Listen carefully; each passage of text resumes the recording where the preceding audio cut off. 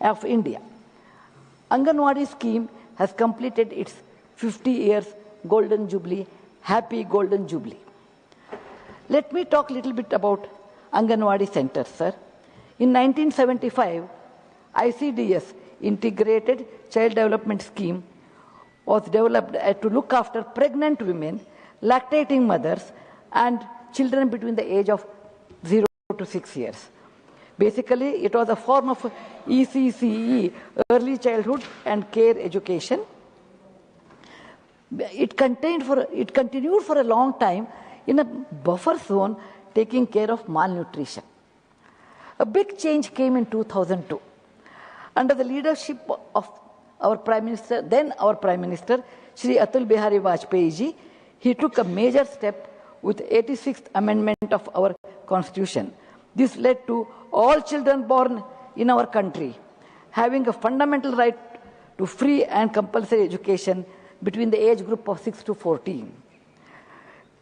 And also, Article 45 was amended and created a DPSP, Directive Principle of State Policy for ECCE.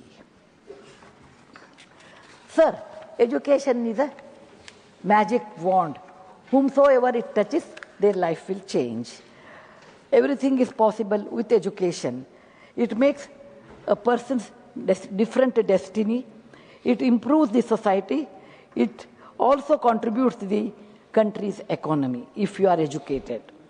Nobel laureate Dr. James Hackman once said, if you give 1 rupee, invest it in the quality, early childhood education, it will lead 13 times more to the economy of the country. So data shows if you invest 1 rupee in the hard infrastructure, it also grows, it also improves the country's economy, but it is only 2.3 times. That only shows the importance of early education to our children.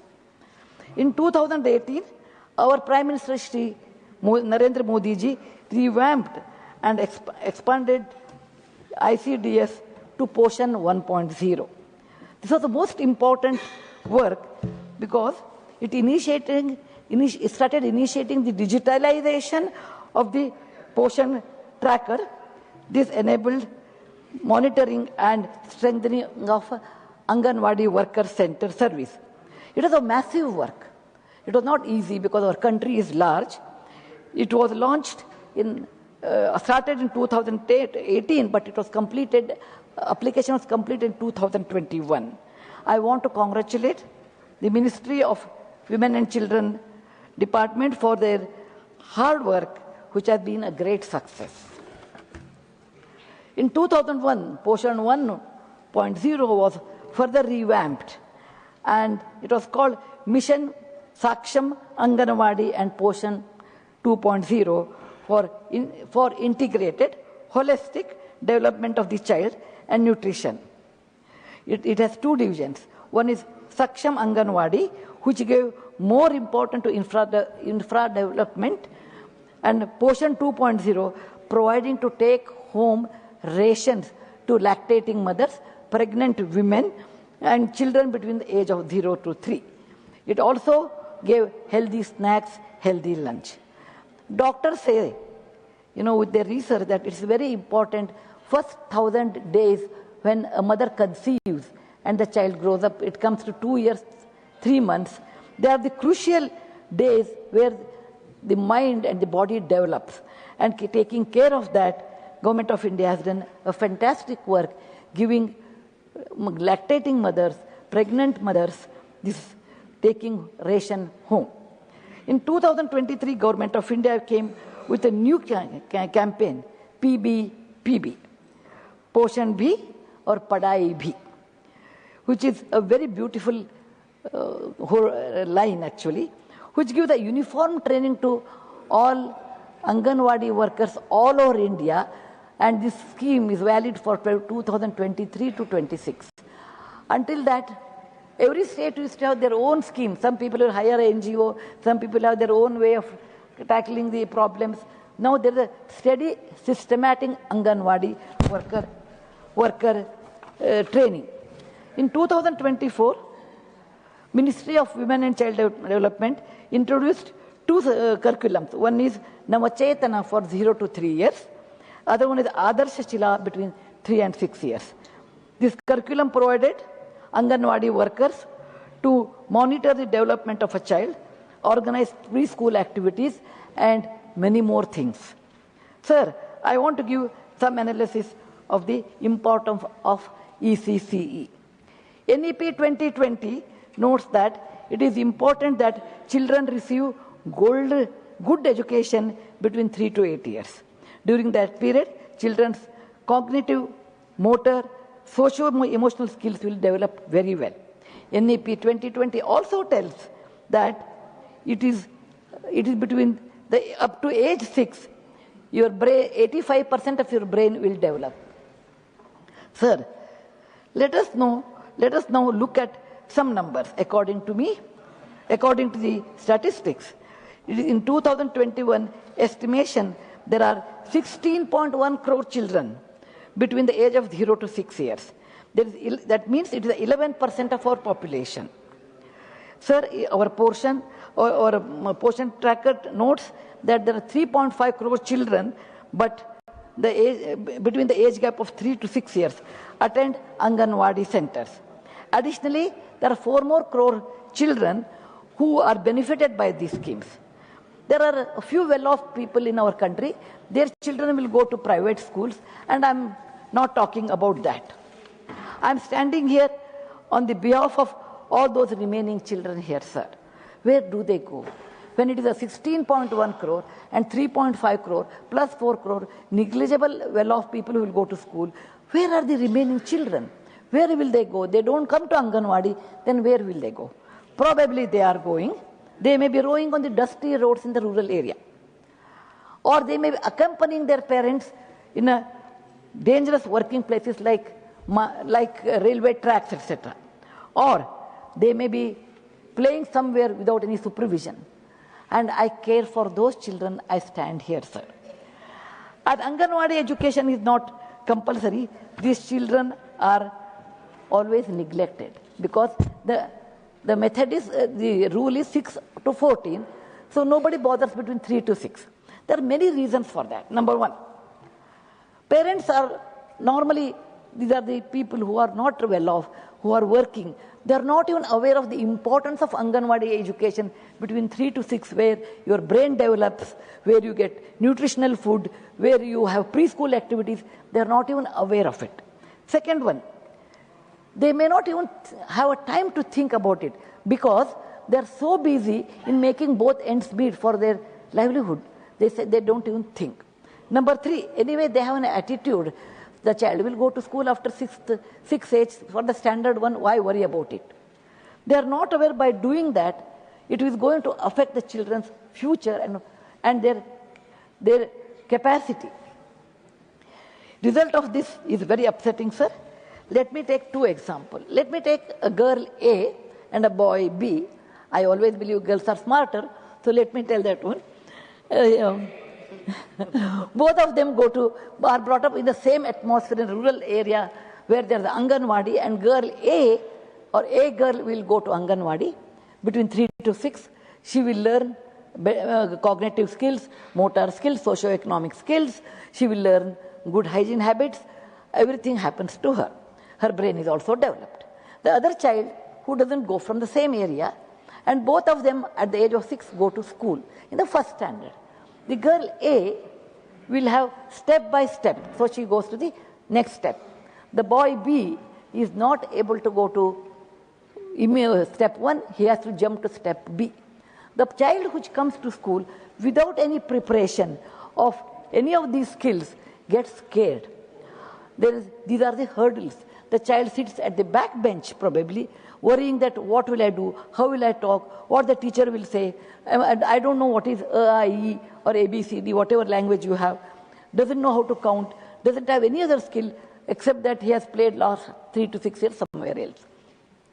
The child gets diffident. The child is worried. Child thinks about his self-esteem and self-worth. The child is scared. This is not for all children. There are many children who directly come to class 6. They also can overcome, but if the child has great potential. But I'm talking about normal children. Then if the child has to improve, a teacher, a parent, or the child, or all three of them should consult, then it is possible to overcome this hurdle. Many a times it is not possible. So the child carries this of scared of learning, going to school, the joy of learning, the joy of going to school, because the fundamental is weak. When you build a building and your base is not good, the building will collapse. So the same thing will happen to the children who do not have a good base, and that means a mental base. So this dark mark will remain with the child even when he or she goes, other classes.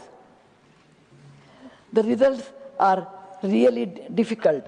The child will not enjoy his education.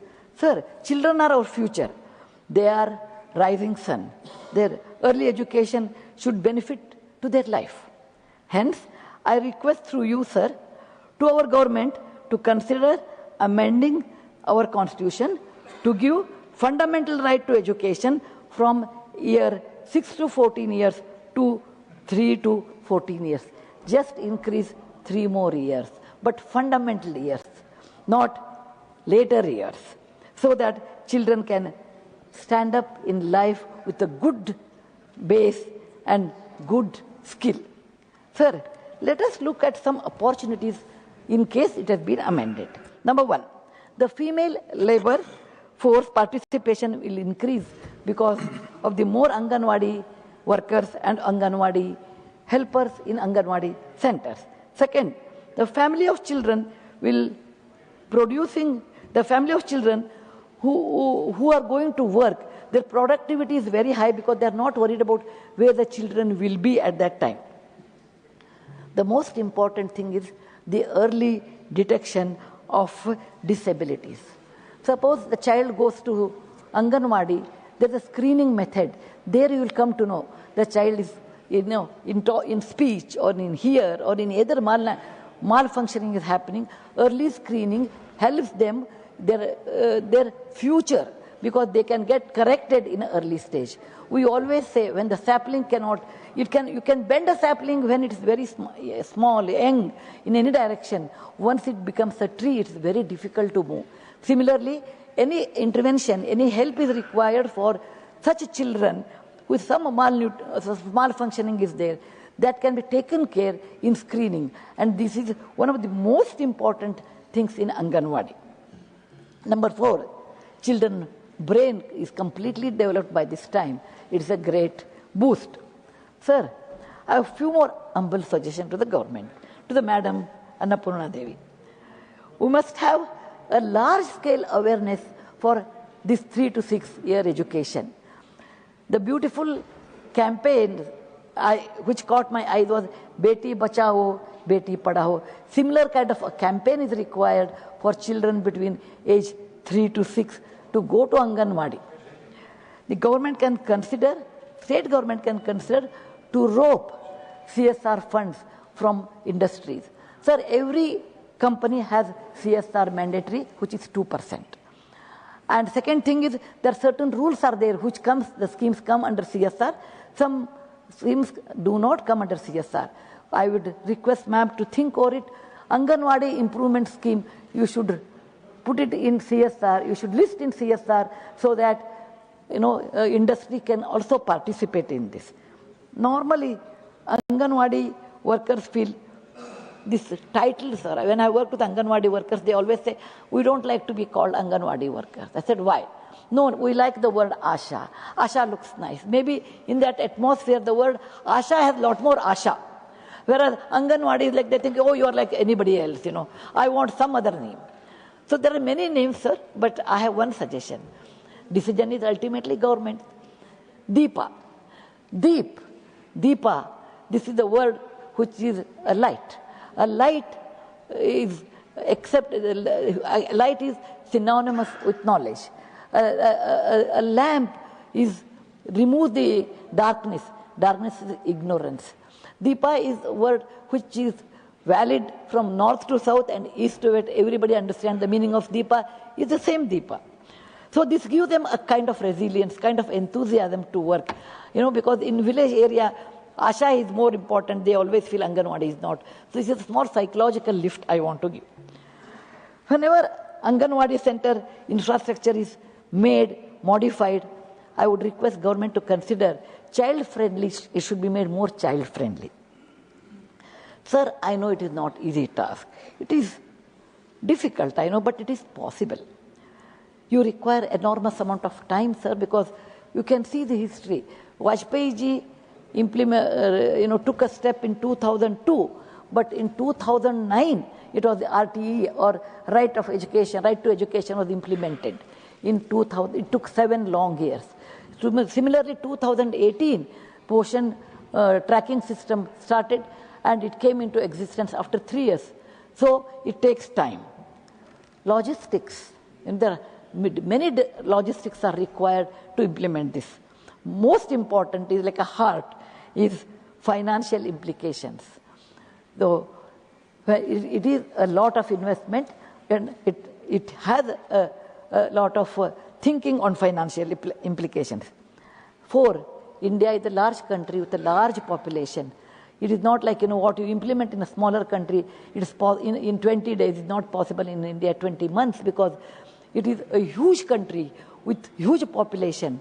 And wherever you want to implement different methodologies, different things have to use in each state. But sir, we have to do this. I urge government to consider this. Sir, if we want to change the destiny of our children, our country, in our country only, we have to do. I will quote a shloka from Bhagavad Gita. It was asked to Krishna, who can help? Who is my good friend? Who is my bad? Who is my enemy? Krishna says, Atmahi Atmano Bandhur, Atmahi Ripo Atmana. You are your best friend. Who is my enemy? You are your own enemy. Suppose, sir, my country has to develop, we have to work. We the people, we the society, we the government, all of us have to work to improve our country, to make it better in our country. Everything should work, then we have to work. We should not depend on anybody. Sir, Shri Modi ji's vision is always Atmanirbhar Bharata. It is one of the fantastic methods, sir, because you are depend on yourself. Atmahi, Atmano Bandhur, that means your friend. And if you don't do that, you are your enemy. Atmahi Ripo Atmanaha. It makes us self-sufficient, self-reliant, and it makes us confident people. And that's the reason I feel, with all the difficulties, we the people, we the government, we the society, we the school, all should participate in this big movement of the age between 3 to 6, and making compulsory learning method or Anganwadi system. Sir, now I want to give some examples. For example, when the job is uphill task, walking on a hill, uphill is not easy, but it can be made flat.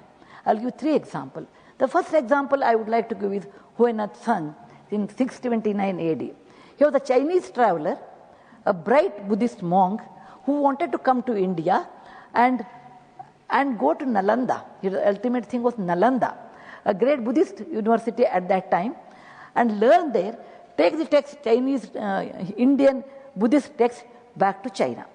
When he decided, everyone gave advice to him. Anyway, in India we are famous for giving free advice. He also must have got a lot of free advice there, saying that you can't go. It's a distant land. It's the western side. How will you go?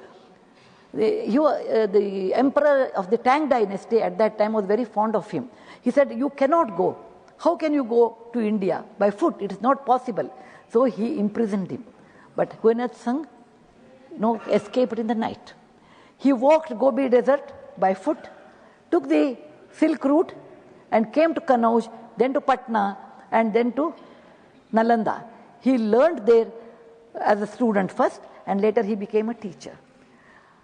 And he wrote a book known as CUK, Wandering in the West. For Chinese, we are Westerners.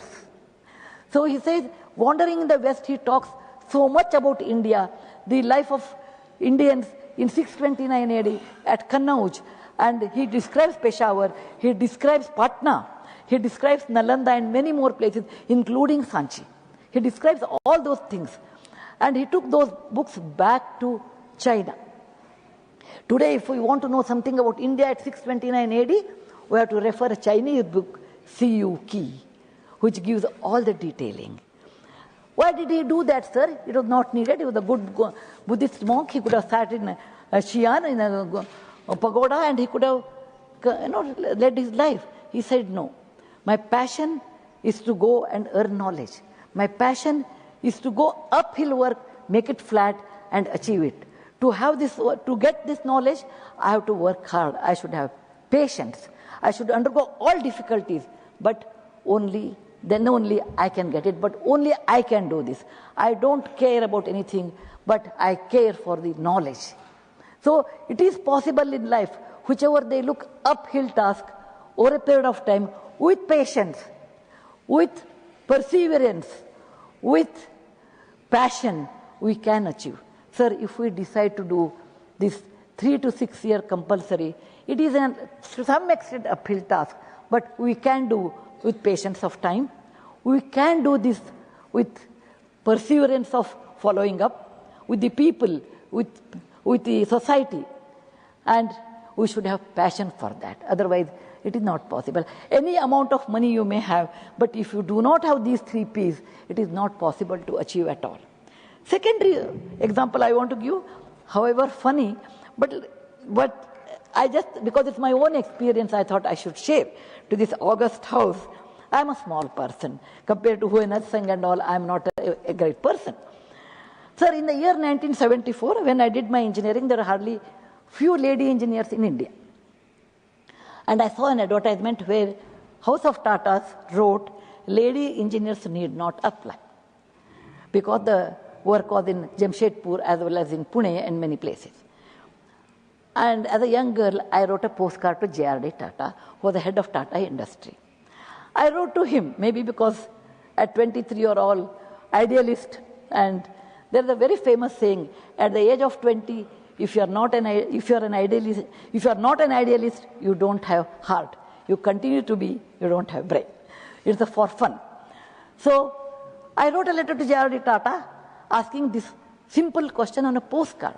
I said, sir, if any country has to progress, if any society has to progress, then men and women should participate. Women are 50% of the population. And if you say, even though they are technically qualified, and if you say lady students need not apply, that means you are not opening a door for a technical person in your company. Sir, that is not fair, because if half the population is not allowed to work, then country will not progress. So there is nothing great about me writing because I was a young idealist girl. And I did not, sir, I come from a teacher's family. And I did not have any connection to the corporate world. I did not know anything in politics, nor I have any other equipment to reach JRE. It's only a postcard. I was well equipped with education, and education was my weapon. Education was also my asset. The greatness was JRD, sir, not me. He read that letter, he said, yes, what this young girl has asked has a valid point. If the society has to change, we have to allow many things to do. And one of them is allow women to work in a factory. He must have faced, because Sir JRD is not here now, he must have faced many things. His colleagues saying it is not correct, where the girl will stay, where the ladies' toilet will be there. But he said, if you want to start anything new, we have to start at any cost. The rest is history. I joined House of Tata. And it is nothing great about me, sir. It is great about that leader whose vision was so great, who had a beautiful blue eyes, which I remember, the vastness of the sky, the depth of the ocean. He understood not a postcard, the content of the postcard, the meaning of that. If we do not work, allow the opportunity for remaining people to succeed in life, it is not correct in a society. Similarly, I feel, sir, if we do not train our children between the age of 3 and 6, if they don't become good citizens, they may become good citizens, but they may not be well equipped with knowledge. The error lies with us. Error lies with us. I will give one more example, sir. Being a history teacher's daughter and a granddaughter, I'm prone to history. In 1969, Neil Armstrong went to moon and placed his first foot on the moon. He gave a very famous statement. It may be a single step on the moon, but it's a big leap for the mankind. This generation people may not know. At least 1969, I have heard there was no TV. I've heard every conversation, so I remember it. Sir, it's the same way, like what Huinat Singh talked about 10,000 Li journey. Li is a Chinese measurement in those days of the distance. Sir, all these projects are difficult, but you have to take one step at a time, but you have to take it. Otherwise, there is no way. If we take one step today, next generation will have a leap, jump in their life, which is nothing but our asset. I will give one more example, sir. In 1815, there was a young person by the name Prince Bismarck of Germany. His early childhood educator was his mother. Maybe 0 to 3 or 3 to 6, what she taught him. Beta, you should do the following things. She told him, keep personal hygiene very good, respect time, keep house clean, go for detailing,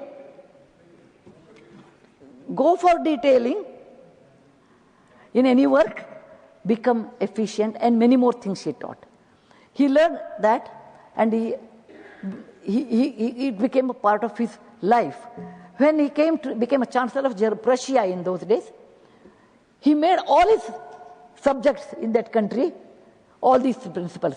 Keep personal hygiene, keep roads clean, keep parks clean, respect time, be efficient, go into the detailing, and become efficient. And it continued for 2-3 generations. It became a part of DNA of Germany. So today, Germany is synonymous with efficiency, actual measurement, accurate measurement, precision, and cleanliness. Sir, anything we do every day, it becomes a part of DNA. So I want all mothers and parents should understand, like how we brush our teeth, take bath, have breakfast and go to school. All parents and mothers should have that kind of a DNA, that children at the age of 3 should get up, brush their teeth, have their breakfast, go to school. This should be automatic, autonomous, automatically should happen. Reflection should be immediate reflection. To happen that, we have to practice continuously. To practice that, we should have a project first. We should have a project, then you have to practice. It becomes a part of DNA. When it becomes a part of DNA, without any effort, you do that work. You do that work. And this should become a DNA in Indian culture. To have that, sir, we should have this project.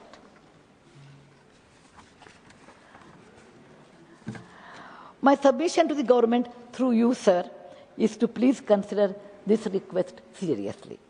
Sir, our Prime Minister's dream is Viksit Bharat or Developed Bharat in 2047. To realize his dream, there are many paths. This is one of the paths I consider. Well-developed nation is always with well-developed people. One such path is ECCE, that is Early Childhood Care and Education. If we implement it now, those children who receive these Anganwadi services will there inherit Viksit Bharat dream in 2047 as confident, self-reliant, healthy citizens. Sir, Rome was not built in a day. Independence was not given in a day. Many leaders, many years, sacrificed their lives, their personal life, struggled, and at the end we got independence. So these projects are not immediately, in a day it is done. We require time, but we have to do this one.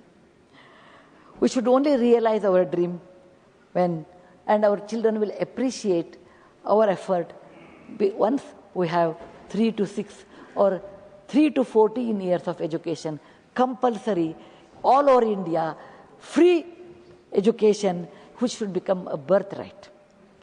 It is possible under PM Modi ji's leadership, sir. I'm confident about it.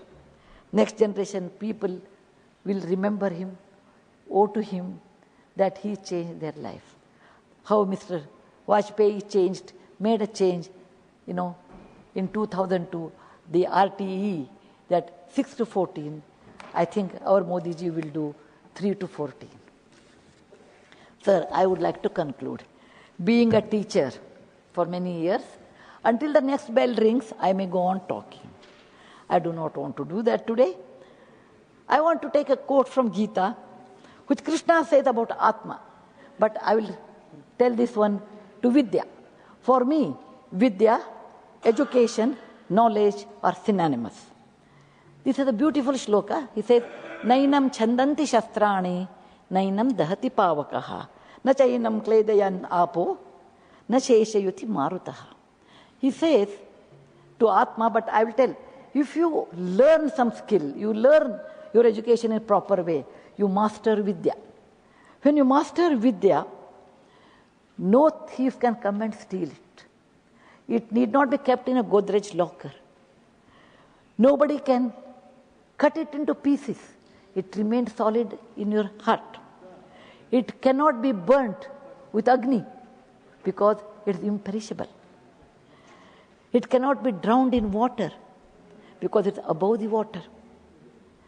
No wind can take it to the distant destination because it is heavier than that. Education is that asset. Everybody should owe it. Everybody should have the right on it. Education can change your life forever. Education is something which is not inherited but to be learned in a proper age, in a proper school, with a proper teacher, with a proper leader, with a proper society, with a proper government. And we have all those things in front of us. I'm really grateful, sir, for your opportunity you have given to me to talk such a long time. And thank all my colleagues for patient hearing. Thanks for giving me this great debate time. And Jai Hind, Vande Mataram. With these words, sir, I present the resolution to the House.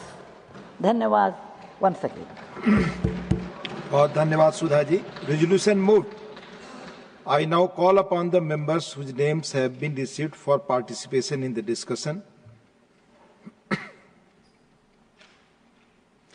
Dr. Medha Bisram Kulkarni. धन्यवाद माननीय उपसभापति महोदय. आंगनवाड़ी को सक्षम बनाने का ये जो प्रस्ताव आदरणीय सदस्य सुधा मूर्ति जी ने दिया है, मैं उसका समर्थन करती हूँ. आदरणीय महोदय, आज देखा जाए तो इस देश में 14 लाख आंगनवाड़ियाँ हैं, जिसमें 13,48,000 वर्कर्स है और 10,23,000 हेल्पर्स है. सबसे पहले आंगनवाड़ी ये संकल्पना या इससे सिमिलर जो संकल्पना है वो महाराष्ट्र में ताराबाई मोडक इन्होंने प्रस्तावित की थी और उसके बाद अनुताई वाघ इन्होंने उसको आंगनवाड़ी ये शब्द दिया. मुझे गर्व है अनुताई वाघ और ताराबाई मोडक दोनों महाराष्ट्र से आती हैं. जो बच्चे स्कूल में नहीं जा पाते या जो पेरेंट्स वर्कर्स कैटेगरी के हैं और जो अपने बच्चों को स्कूल में डालने के लिए उनके पास समय नहीं है या सुविधा नहीं है, ऐसे बच्चों के लिए उनके घर के आंगन में ही एक स्कूल, प्री प्राइमरी स्कूल बनाया जाए, ये इसका थॉट था, ये इसकी संकल्पना थी. इस संकल्पना को बढ़ाते हुए ICDS के तहत उसको अलग और भी वर्टिकल्स जोड़े गए और एक बहुत ही अच्छा मॉडल पूरे देश में ये चल रहा है, जिसका उपयोग बहुत ज़्यादा है और जिसका पोटेंशियल इससे भी ज़्यादा है, हो सकता है उपयोग में लाया जा सकता है. उसके अलग अलग जो वर्टिकल्स है या ऑब्जेक्टिव्स कहा जा सकता है वो है supplementary nutrition, pre school education, immunisation, health checkups, referral services etcetera. माननीय महोदय, मैं भारतीय जनता पार्टी कि महिला मोर्चा में, नेशनल महिला मोर्चा में भी मैं वाइस प्रेसिडेंट की जिम्मेदारी के ऊपर काम कर रही हूँ। भारतीय जनता पार्टी महिला मोर्चा ने, नेशनल महिला मोर्चा ने आदर्श आंगनवाड़ी का एक प्रोजेक्ट लिया था और मैं उसकी हेड थी। मैं पूरे देश भर आंगनवाड़ी का प्रोजेक्ट लेकर अलग अलग स्टेट्स में गई हूँ। आपके नागालैंड में आई थी, महाराष्ट्र में तो अलग अलग आंगनवाड़ियों को भेंट दिया ही था, आंध्र प्रदेश गई थी, गुजरात, मध्य प्रदेश, बिहार, इतना ही नहीं, वेस्ट बंगाल, कश्मीर के पाकिस्तान के बॉर्डर तक, कुपवाड़ा, मच्छल, डुड्डी, वहां तक मैं आंगनवाड़ी का प्रोजेक्ट कैसा चल रहा है, काम कैसा चल रहा है, ये करने के लिए गई थी। मुझे खुशी है कि अलग अलग राज्यों में बहुत अच्छा प्रयास और आंगनवाड़ी की वर्कर्स बहुत अच्छा काम कर रही है। एक आध दो जगह छोड़कर मैं उसका उदाहरण भी दूंगी। आंगनवाड़ी का काम दो तरीके का होता है। एक तो 4 घंटा आंगनवाड़ी की वर्कर को, जिसको वो खुद को शिक्षिका बोलती है, वो टीचर नहीं होती, लेकिन हम उसको शिक्षिका नहीं बोलते, वो खुद को टीचर बोलती है, शिक्षिका बोलती है। तो आंगनवाड़ी की जो वर्कर होती है वो 4 घंटे, हेल्पर और वो वर्कर 4 घंटे उनको प्री स्कूल में बच्चों को पढ़ाना पड़ता है और उसके बाद 2 घंटे फील्ड वर्क का काम है उनको। ये जो 7-8 घंटे का काम होता है उसके एक्सटेंड भी हो जाता है। 250 घरों के पीछे एक आंगनवाड़ी सुनिश्चित की गई है। मतलब जैसे कि हमारी बूथ यंत्रणा रहती है, वैसे उस तरीके से कि 250 घरों के पीछे एक आंगनवाड़ी है और आंगनवाड़ी की टीचर या उसको वर्कर कहा जाता है, वो वर्कर फील्ड में जाके जरूरत क्या क्या है उस फील्ड के हर घर की जानकारी रखती है। सरकार की जो योजना है उसका लाभ हर घर को देती है। कहाँ लैक्टेटिंग मदर है, कहाँ प्रेग्नेंट वुमन है, इन सबको क्या क्या लाभ देना है। वैक्सीनेशन, अब वैक्सीनेशन को देखा जाए तो कोविड के समय में आंगनवाड़ी वर्कर ने जितना काम किया है, डॉक्टर्स को हेल्प की है, उतना मेरे ख्याल से किसी ने नहीं किया। बहुत सारे रिस्क लेके अंदर जाकर, फील्ड में जाकर, स्लम्स में जाकर उन्होंने अपना योगदान दिया है। बहुत ही सराहनीय काम उन्होंने किया है। तो फील्ड में उनके लिए बहुत सारे काम होते हैं।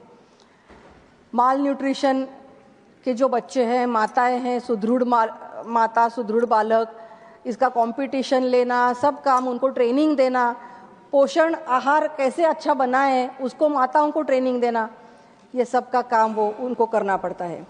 और 4 घंटे जो बच्चों को पढ़ाना, अभी सुधा दीदी ने कहा कि किस तरह से अलग अलग स्किल्स, ये इनफॉर्मल एजुकेशन होता है, मैं खुद एक टीचर हूँ तो किस तरीके से प्री एजुकेशन होता है वो सबको मालूम है, मैं उसके डीप में नहीं जाऊंगी।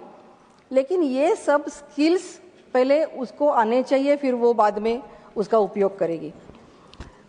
तो बहुत सारी समस्याओं को उसको फेस करना पड़ता है।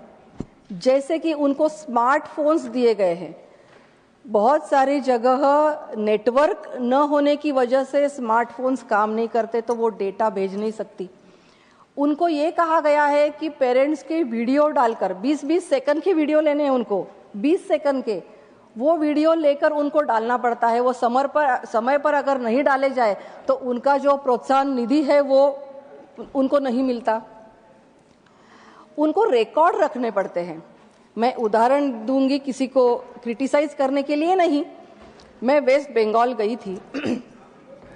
वेस्ट बंगाल में हमें धक्के मारकर निकाला गया। आंगनवाड़ी में हम जब गए थे, हमारे कार्यकर्ता मिलकर हम जब गए थे, तो आंगनवाड़ी से हमने पूछताछ की।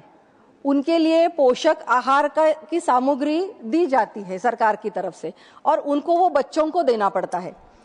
अगर बच्चों को वो नहीं देंगे तो बच्चे सुदृढ़ कैसे बनेंगे? आंगनवाड़ी के महिलाओं को एक रिकॉर्ड रखना पड़ता है। रेड लाइन, येलो लाइन और ग्रीन लाइन। बच्चे अगर अंडरवेट है तो उनको वो रेड लाइन में चले जाते हैं और उनको 1, 2, 3 महीने में अलग अलग तरीका इस्तेमाल करके, सप्लीमेंट्री न्यूट्रिशन देके उनको अपग्रेड करना पड़ता है और वो रिकॉर्ड उनको रखना पड़ता है। हमने वहाँ रिकॉर्ड की मांग की, जस्ट हम पूछताछ के कुछ चंद हमने सवाल पूछे, उनसे प्रश्न पूछे, तो उन्होंने हमें कहा कि ये आप क्यों पूछना चाहती है। हमने उनसे कहा कि सरकार आपको ये देती है, क्या आप लोगों को देती है? हमने पेरेंट्स के साथ भी बात करनी चाहिए। उन्होंने गुंडे बुलाकर हमें वहां से निकाल दिया। हमारी जो दीदी थी वहां की महिला मोर्चा की, वो रोने लगी। वो बोली कि दीदी हमें इससे बहुत तकलीफ होगी, चलिए चलिए बाहर निकलिए, हम निकलेंगे, नहीं तो हमारे घर में ये हो जाएगा वो हो जाएगा। क्या क्या होता है और क्या क्या किस्से हैं वो तो आप सबको मालूम ही है। एक छोटा इंक्वायरी करने के बाद उनको इतना गुस्सा आया। मतलब कुछ जगह उसमें मॉनिटरिंग करने की बहुत ज्यादा जरूरत है। कई जगह अच्छे काम हो रहे हैं लेकिन सुविधाएं कम है। इसका उदाहरण मैं माननीय महोदय आपके जरिए मंत्री महोदय को देना चाहती हूँ। जैसे कि हमारी पुणे सिटी है, अर्बन एरियाज में आंगनवाड़ी का स्कूल चलाने के लिए जो क्लासरूम लगता है उसके लिए 3000, आप इमेजिन नहीं कर पाओगे, 3000 का अनुदान मिलता है, रेंट। तो 3000 में कोई अच्छा क्लासरूम तो आएगा नहीं। सुविधा अच्छी होने के लिए ज्यादा पैसा खर्च करना पड़ता है और उतनी सैलरी आंगनवाड़ी की शिक्षिका की होती नहीं है, ये जो कुछ के जेब से खर्च करे। तो प्रॉब्लम यह है कि रूरल एरियाज में 1500 और अर्बन एरियाज में 3000 मैक्सिमम रेंट इनको मिलता है। तो अगर टॉयलेट्स, पैंट्री, बाकी सब सुविधा, ऐसी क्लासरूम्स अगर उनको चाहिए तो उनके लिए ज़्यादा रेंट देने की आवश्यकता मुझे महसूस हुई। हमें सबको मालूम है कि प्री प्राइमरी स्कूल्स की ताकत कितनी ज़्यादा है। 0 से 3 आयु के बच्चे और 3 से 6 आयु के बच्चे साल के, उनके ऊपर हम जितनी मेहनत करेंगे उतना ही रिजल्ट बाद में उनकी शिक्षा में हम ला सकते हैं। क्योंकि 0 to 6 years बच्चों का ग्रोथ रेट बहुत ज्यादा होता है, लेकिन अगर ये बैंडविड्थ जो है वो हमने अगर मिस कर दी तो आने वाली अगली उनकी शिक्षा जो है उस पर उसका परिणाम अच्छा नहीं होगा। और इस पर अगर हमें फोकस करना है तो आंगनवाड़ी सक्षम करने की, आंगनवाड़ी अच्छी होने की, आंगनवाड़ी में सुविधाओं की पूरी तैयारी होने की बहुत आवश्यकता है। और 3000 के प्रति माह रेंट में ये हो नहीं सकेगा। आंगनवाड़ी एक ग्रास रूट से जुड़ा हुआ ऐसा प्रकल्प है। उनके ऊपर बहुत ज़्यादा जिम्मेदारी होने के बावजूद उनको जो मानधन मिलता है वो मेरे ख्याल से बहुत, कई राज्यों में अच्छा है, कई राज्यों में बहुत कम है। तो राज्यों का अपना कंट्रीब्यूशन उनको बढ़ाना पड़ेगा, क्योंकि वहाँ के लोकल रेसिडेंट्स के लिए आंगनवाड़ी की सुविधा है। तो मुझे लगता है कि सेंट्रल गवर्नमेंट ने उनको इंस्ट्रक्शन देनी चाहिए। सेंट्रल गवर्नमेंट का एक कंट्रीब्यूशन होता है और राज्यों का भी कंट्रीब्यूशन होता है, लेकिन कई राज्यों में ये कंट्रीब्यूशन बहुत ही कम है। तो मिनिमम सैलरी कितनी होनी चाहिए उसका कुछ आंकड़ा तय किया जाए और उसके ऊपर काम किया जाए। आंगनवाड़ी की सेविका जहाँ रहती है वहाँ से निकलकर उसको वहाँ आंगनवाड़ी तक पहुँचने के लिए बहुत ज़्यादा समय भी जाता है, बहुत ज़्यादा उनका खर्चा भी होता है। तो 10,000, 11,000, 13,000 की सैलरी में अलग अलग जगह अलग अलग सैलरी है, कई जगह अच्छी सैलरी है 20,000 वगैरह हो सकती है। तो मेरे ख्याल से अच्छी सैलरी उनको मिलनी चाहिए। उनको ज़्यादा जिम्मेदारियां हम और भी ज़्यादा दे सकते हैं, क्योंकि वो 250 घरों में रोज जाती है, तो उसको अलग अलग और भी जिम्मेदारियां हम दे सकते हैं। जैसे कि मातृवंदना योजना उनके इसमें है ही, जिम्मेदारी के इसमें है, कक्षा में है। उसके अलावा वैक्सीनेशन है और भी है, और भी ज़्यादा जिम्मेदारियां उनको हम दे सकते हैं और ज़्यादा सैलरी भी हम दे सकते हैं। क्या ऐसा मॉडल हम ला सकते हैं? इस पर विचार करना चाहिए।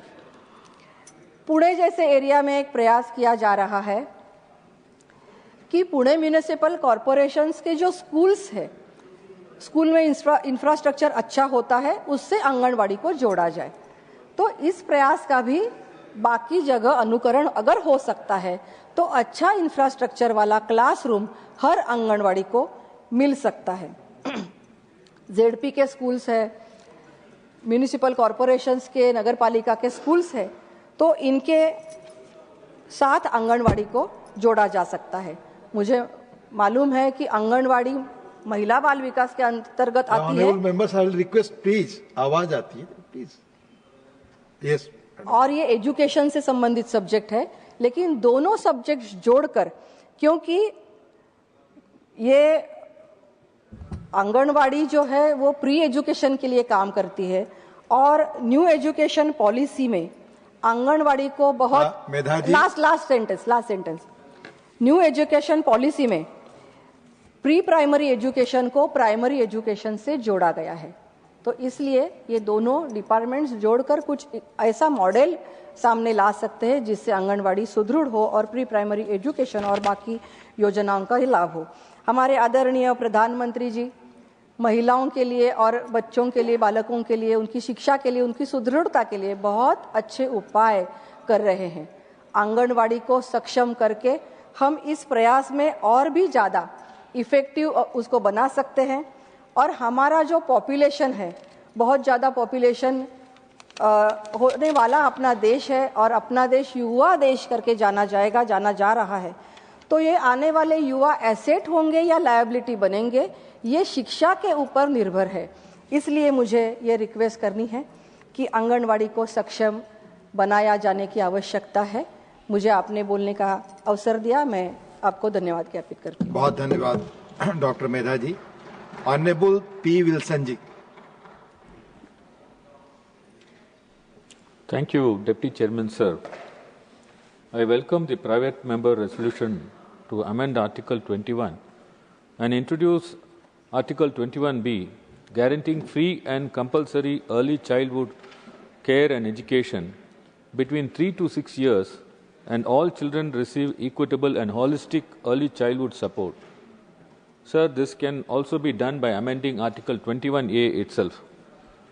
Chairman, sir, Article 21A, which was introduced in 2009 for a noble cause, is now sought to be made meaningless even to a child between 6 to 14 years because of the new policy of Union of India. Let's see whether Article 21A really receives its literal respect in this country. The Union government collects 4% health and education cess from every citizen.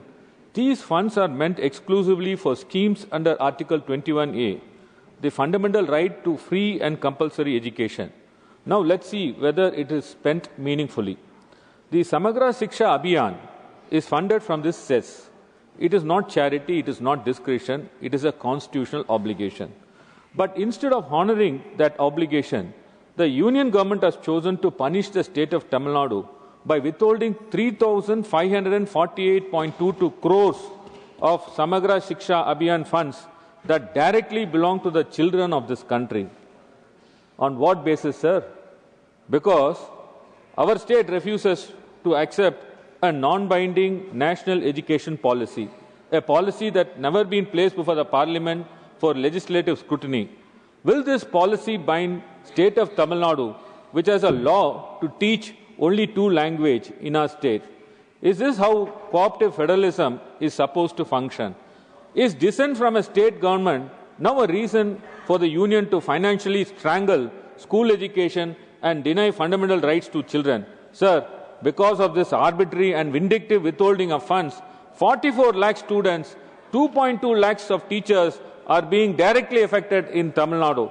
It is completely unacceptable in a union of states. Chairman, sir, there is another pathetic situation of wherein 98 lakhs teachers are going to lose jobs in this country within 2 years, thus have a direct effect of Article 21A of the Constitution. Chairman, sir, the interpretation of RTE Act and NCT Act by the courts mandates that all in-service teachers of minority schools who have never written the teacher's eligibility test must now pass that test within 2 years, failing which they will lose the jobs within 2 years. The right of children to free and compulsory education of 2009 Act, shortly called as RT Act, is applied retrospectively to all teachers in this country to qualify teachers' eligibility test. Even teachers with less than 5 years of service remaining have been stripped of the promotion if they don't qualify in TET. Such alteration of service condition and disruption of the legitimate expectation of promotion after appointment certainly violates their rights. Sir, in Tamil Nadu alone, 4 lakhs teachers will be losing their jobs. Across India, 98 lakhs teachers are going to be affected and will be losing the jobs. Therefore, Article 21A is under great threats and schools will have no experienced teachers after 2 years.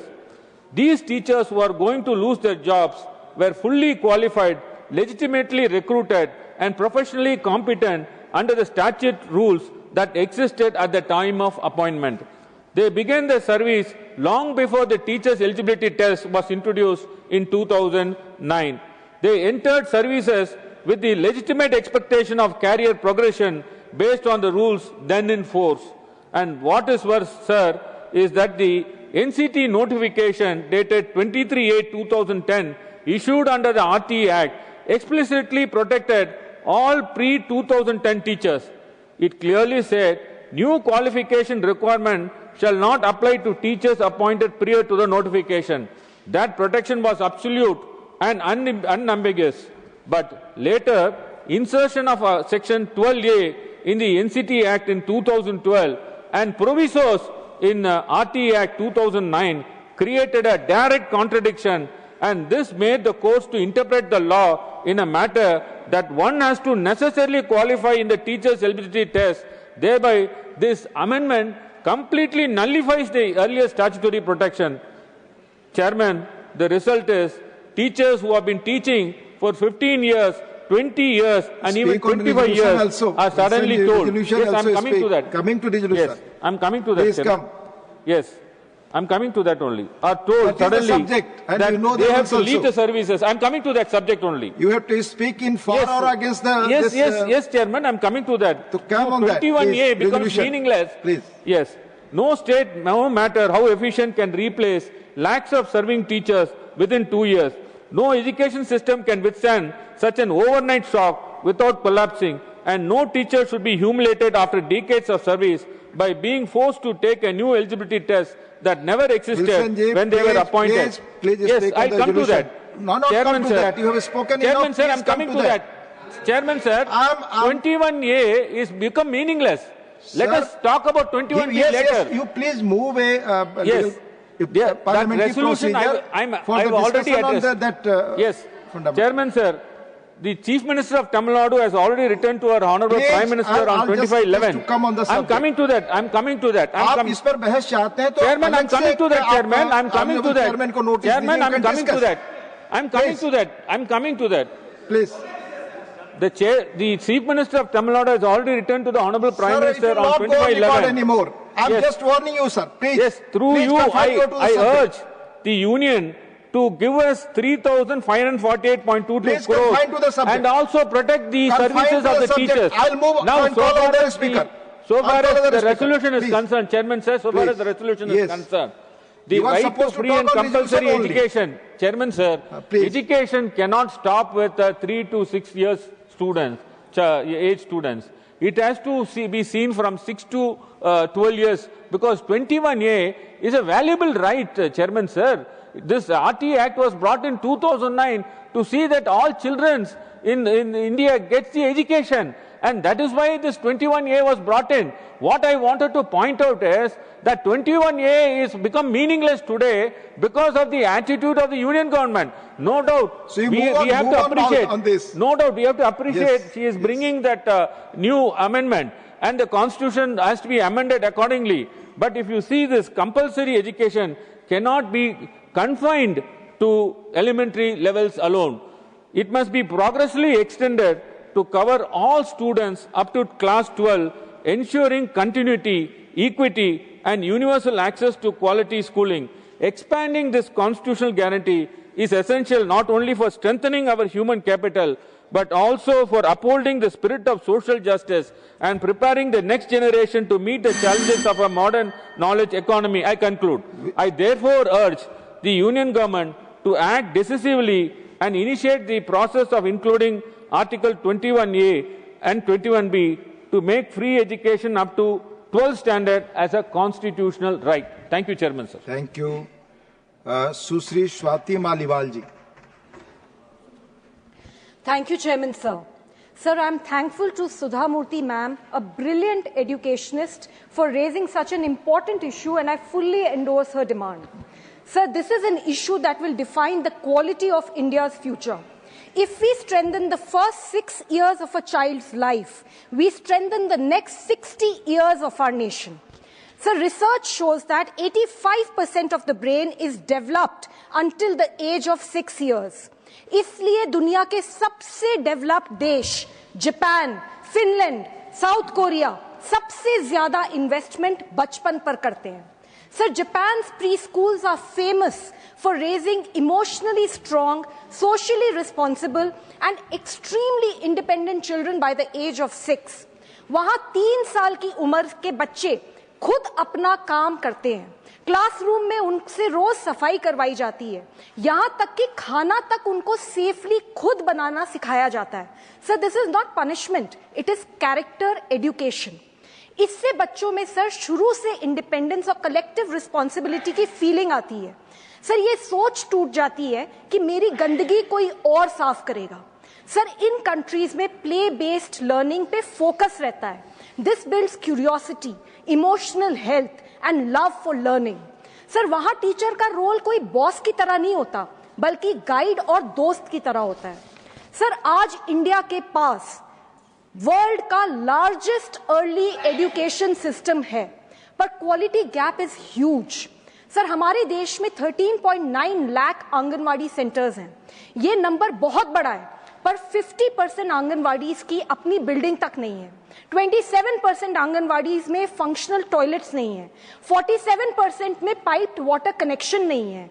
और sir, लगभग 10% centres single worker model पे चल रहे हैं. मतलब एक ही दीदी है, वही दीदी टीचिंग भी करती है, रिकॉर्ड कीपिंग भी करती है, कुकिंग भी करती है, सब करती हैं. And she is the most underpaid in our system. Sir, according to NFHS, about 49% of children enrolled in Anganwadi were not attending the preschool services. Sir, इसी वजह से आज प्राइवेट प्ले स्कूल्स हर गली, हर मोहल्ले, हर कॉलोनी में खुल गए. सर, उनका मार्केट 25,000 करोड़ रुपए क्रॉस कर चुका है.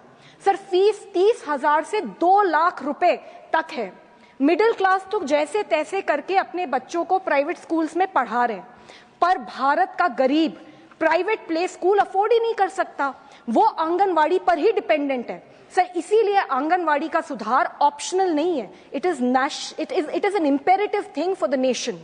सर, हमारे करिकुलम की भी ओवरहॉलिंग की बहुत ज्यादा आवश्यकता है.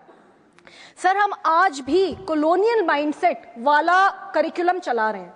हम अभी भी ब्रिटिश एरा का रट्टाफिकेशन और क्लेरिकल स्टाइल सिलेबस पढ़ाते हैं. सर, वो जमाना अलग था. उन्हें स्लेव्स चाहिए थे, हमें क्रिएटर्स चाहिए. उनको एम्प्लॉयज चाहिए थे, हमें एम्प्लॉयमेंट जनरेटर्स चाहिए.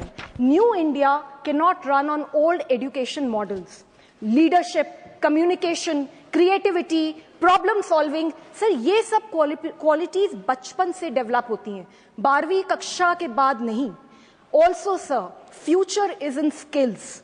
Skills must start early. आज के बच्चे सर उन जॉब्स के लिए पढ़ रहे हैं जो शायद अब एग्जिस्ट भी नहीं करते. इसलिए उन्हें मॉडर्न स्किल्स चाहिए, which can be anything from AI tools to photography. Sir, किसी शायर ने कहा है, लिख लिख के पढ़ा हथेली पे अल्फा बीटा गामा का छाला. कॉन्सेंट्रेटेड H2SO4 ने पूरा बचपन जला डाला. Sir, high time we move from rote based learning to creative and fun methods and make our children future ready and emotionally intelligent. Further, sir, as a country, our focus on fitness, nutrition, sports, mental health is extremely minimal. Sports must become a national movement, and that does not include simply watching cricket.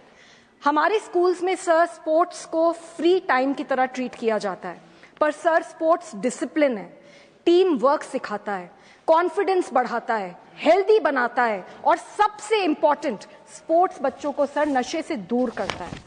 Sir हमारे बच्चों को explore करने के मौके देने होंगे। जरूरी नहीं है कि जो पढ़ाई में अव्वल है वही सक्सेसफुल है। हर बच्चा एक शाइनिंग टैलेंट लेकर आता है, कोई कैमरा में, कोई कंप्यूटर में, कोई स्पोर्ट्स में, कोई म्यूजिक में। एजुकेशन का काम है सर टैलेंट डिस्कवर करना, ना कि सबको एक फिक्स्ड टेम्पलेट में डालना। सर एजुकेशन का काम है अच्छा इंसान बनाना, जिसके दिल में दूसरों के लिए दर्द ना हो, जिसका व्यवहार खराब हो, जो बड़ों की इज्जत ना करे, जो किसी की मदद नहीं कर सकता। सर वो लिटरेट जरूर हो सकता है लेकिन एजुकेटेड नहीं हो सकता। सर एजुकेशन की शुरुआत 3 साल की उम्र से होनी ही चाहिए, and that is why I support the resolution moved by madam Sudha Murthy ji, and I demand that number 1 national mission on early childhood learning बनाया जाए। नंबर 2 आंगनवाड़ीज के लिए time bound quality standards set करे जाएं एंड टीचर्स को बेटर ट्रेनिंग और salaries दी जाएं। Number 3 curriculum needs complete overhauling and rote learning should end, sir. Sir, we are the youngest nation of the world. अगर हम फाउंडेशन स्ट्रॉन्ग करेंगे तो हमारा फ्यूचर ऑटोमेटिकली स्ट्रॉन्ग हो जाएगा। थैंक यू, जय हिंद। Thank you. Doctor Sasmit Patra ji. Honorable Chairman, sir, Deputy Chairman, sir, thank you for the time. And I'll seek your indulgence for 1 or 2 minutes extra today, being a private member's resolution. Honorable Deputy Chairman, sir, I rise today with a profound sense of constitutional responsibility, and I wholeheartedly support the resolution brought by Srimati Sudha Murthy ji, primarily because now is the time to articulate it strongly. And what we started in 1950, we renewed in 1976 with the 42nd Amendment, strengthened it with the 86th Amendment in 2002. We are trying to re-articulate it today through this resolution. So I thank Srimati Sudha Murthy ji for bringing it forward. There are 3 specific aspects, and within a limited time, I'll try to cover it. Firstly, the need for introducing a new Article 21B guaranteeing free and compulsory ECCE, early childhood care and education, including nutrition, health services, and pre-primary learning for every child from 3 years to 6 years. Second, universal access to care and education through Anganwadi services and other mechanisms. And third, to enhance the quality of delivery, training, and support. I support all the 3 operative paras of this resolution. This resolution also has got the preambular paras. I'm not referring to them because that, in a way, buttresses the argument for the operative paras. So these 3 operative paras being there, and the lack of time, I'll focus on only these 3 operative paras. Let me start with the basic foundation of our Constitution and why early childhood care and education is referred to. Let's start with Article 21, Honorable Deputy Chairman, sir, the right to life.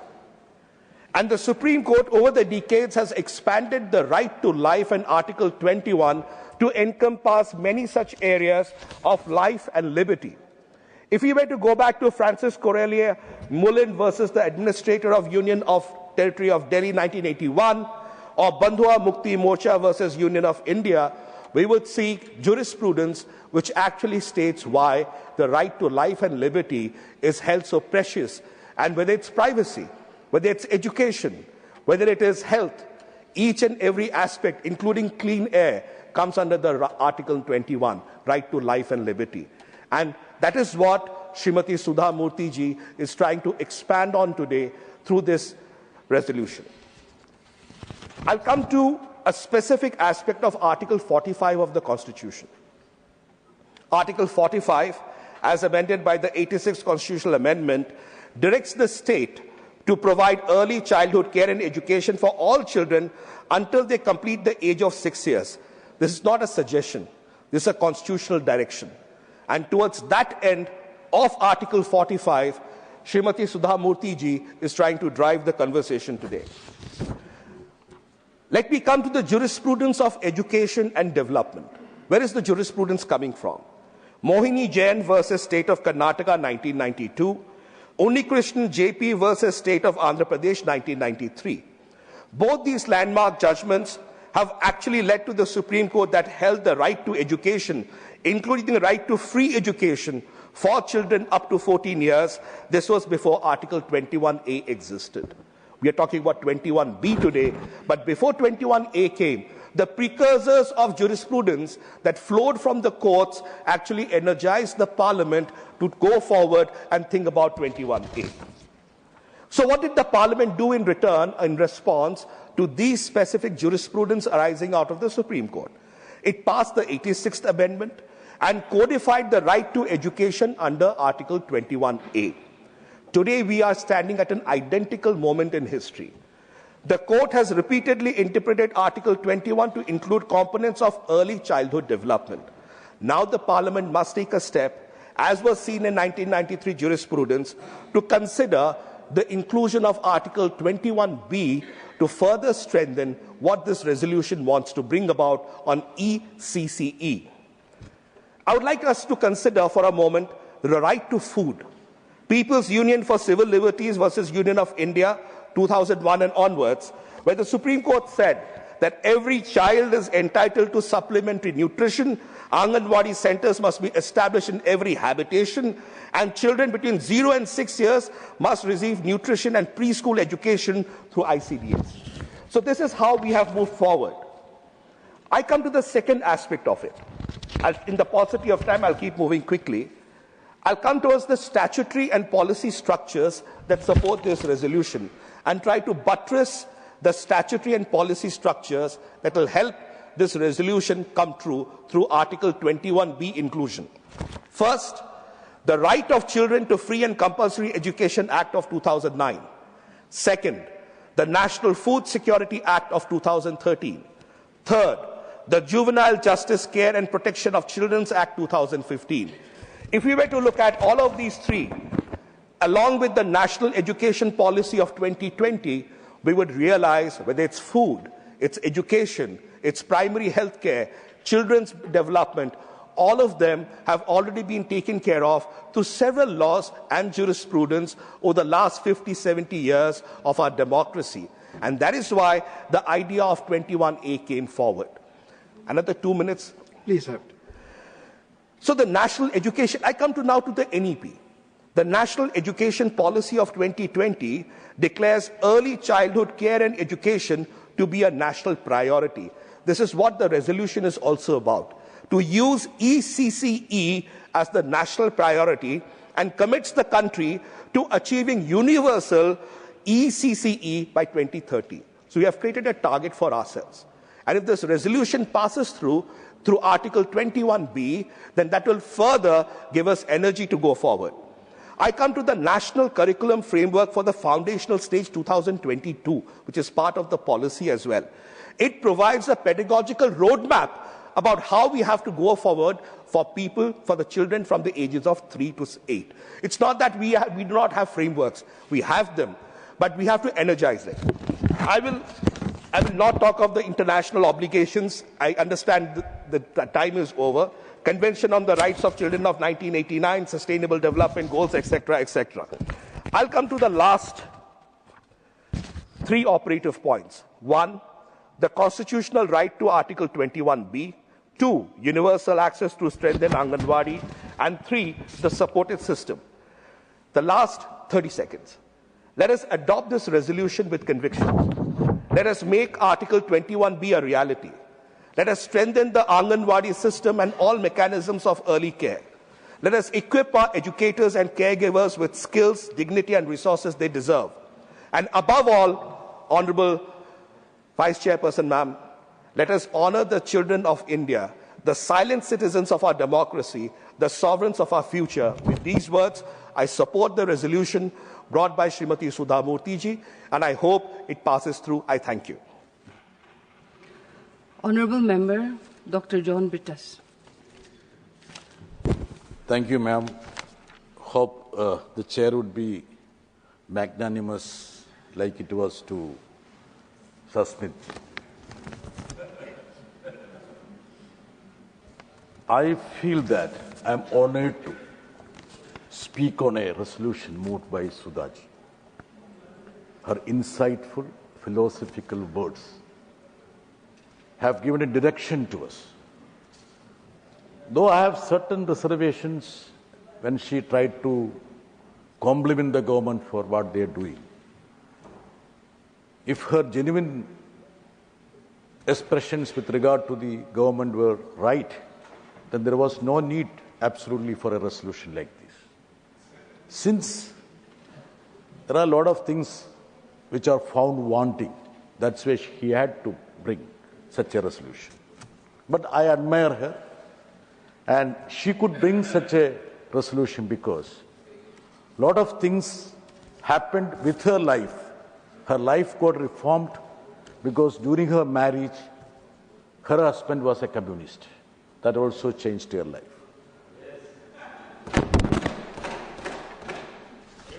Ma'am, you know that the best way to predict the future is to create the future. The best way to predict the future is to create it. And you know that all big ideas were simple. I would say the simple thing is that you give education to the people, empower them, that will change them. I fully subscribe to her. Ma'am, you will appreciate that one state which invested heavily in education and health, that is Kerala. Now I can tell you the extent of impact that is creating in the life and profession of Sudhaji as a parliamentarian, because she has a Malayali lamp as her assistant. Am I not correct? Tell me, please. I am correct. Please get it recorded. Ma'am, I had the opportunity to meet the Honorable Minister. She was very courteous, very nice, very gentle. My request was that this Anganwadi program was launched 50 years back. It's a golden jubilee of that.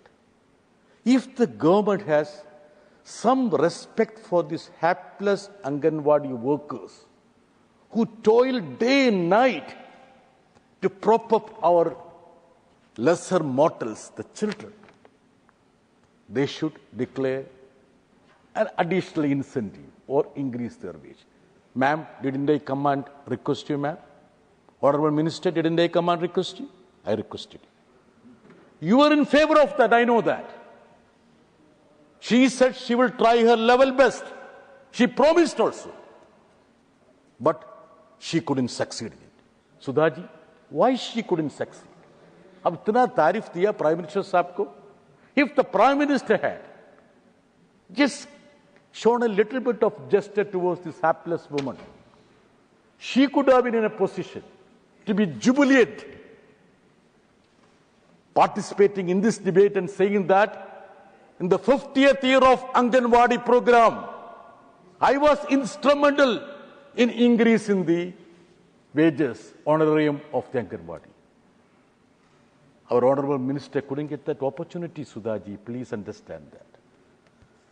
Ma'am, when we invested heavily in education, Kerala, in health, a lot of people said, why are you investing, wasting your time, wasting your money? You should start some factories. That was the request, advice given to us by many. We said, no, we have to emancipate the people. Please conclude. Madam, what is this? I have just started only. Now, you gave some 5 minutes extra, and if you want me to speak, I will speak. If you want me to sit down, I will sit. This is a private member day.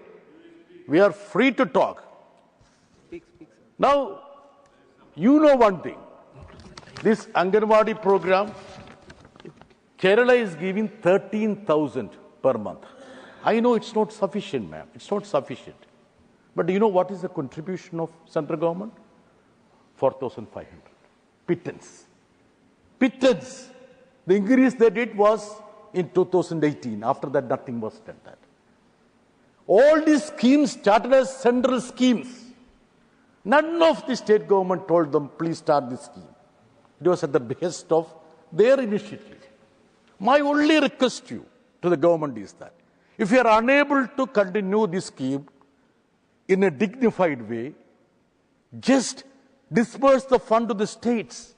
Let them do it on their own way, depending on the actual situation, reality of a state.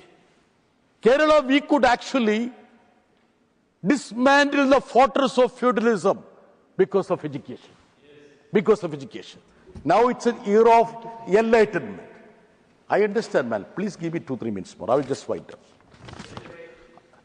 Ma'am, Sudhaji was quoting profusely the Gita. You know, when Arjuna was reluctant in the field, that is Kurukshetra, paralyzed by doubt and fear, Krishna tells Arjuna, look, don't think about the past. You cannot change the past. You think about the present. Move ahead. I am requesting the government, please don't dwell in the past. Think about the present. Make sure that we have a generation which is groomed in scientific temper, with better education. Don't make them to indulge in superstitions. Give them a good education, secular education, ma'am, Sudhaji. Let them be scientific in their approach. Let them be redeemed. And there is a very important dialogue in a movie called Asura, when Dhanush is telling, look, we are from the downtrodden community. Whatever we have, they will actually steal all these things from them.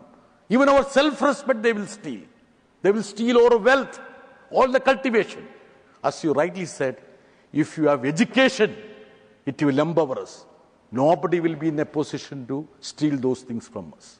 So I feel that the importance of the resolution of Sudhaji lies in the fact that we have to make sure that our children needs to be groomed in a way.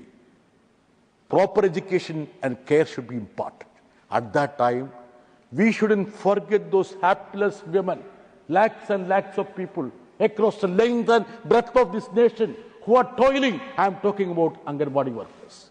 If the government is little considerate towards Sudha Murthy ji and her resolution, if they are sincere in the cause, I feel that at the end of this discussion, when the Honorable Minister gets up to reply to her, she would declare that the honorarium of the Anganwadi workers would be increased at least by 5,000. Is it not a fact that the High Courts also ruled in favor? Don't make them somebody who goes around without dignity. Make them government workers, staff, employees. Let them have the dignity. If the teacher doesn't have the dignity, how can the children who are groomed will have the dignity? The self-respect is something which you impart, Sudhaji. That is something which you impart. So my request to Honorable Minister is that the activists who are working in this field have been meeting and interacting with the Honorable Minister, and I am sure that Honorable Minister, being erudite and ebullient, she is abreast of the nuances of this field. The only thing is that she needs to have a helping hand from the other side. I mean the powerful, the mighty. The political initiative should be there to help her also. I have one more thing. Ma'am, we talked about the facial recognition-based attendance verification, the Portion Tracker app. You know the difficulties. You know the difficulties about it. The rule is intrusive, impractical, and punitive, compelling women to depend on unreliable technology. You don't have internet in the rural belt. You want all these hapless women to toil to make sure that, see, don't make them somebody who steals things. They don't lie. They are poor people. They want to help our children. So please make sure that the grievances which have been aired to you needs to be reciprocated, because they are there to support your cause. Ma'am, you know what's happening in the educational sector. This is something which would be helpful to you also, ma'am, because in your part of the country also, this is happening. The primary education, that is very crucial. That also is part of this. Very large number of government schools are being closed across the country. Large number. See, as per the report, last decade, government schools in India decreased by 8%, while private school grew by 14.9%. What does it mean? Our poor children do not have the ventilation for education. And you know, the statistics say that 89,441 government schools have been shut down in last 10 years, which is at nearly 73% of the schools which are shut down. Arun Singh ji, I want your indulgence. 73% of the schools which are shut are BJP-ruled states. Don't you think so? Why don't you tell your colleagues in those states which are ruled by your party? We need to have the government schools. We shouldn't leave the children at the mercy of the private entrepreneurs who want to fleece the children. This is very important vertical for the country to grow. I feel that the minister also should advise that. So these are the areas which needs rectification, reformation, and I feel that Sudhaji has brought forward a resolution which is insightful enough to inspire all of us. Let this country be inspired. Moreover, let this government be inspired by your resolution. Thank you very much. Honorable Member Shri Javed Ali Khan.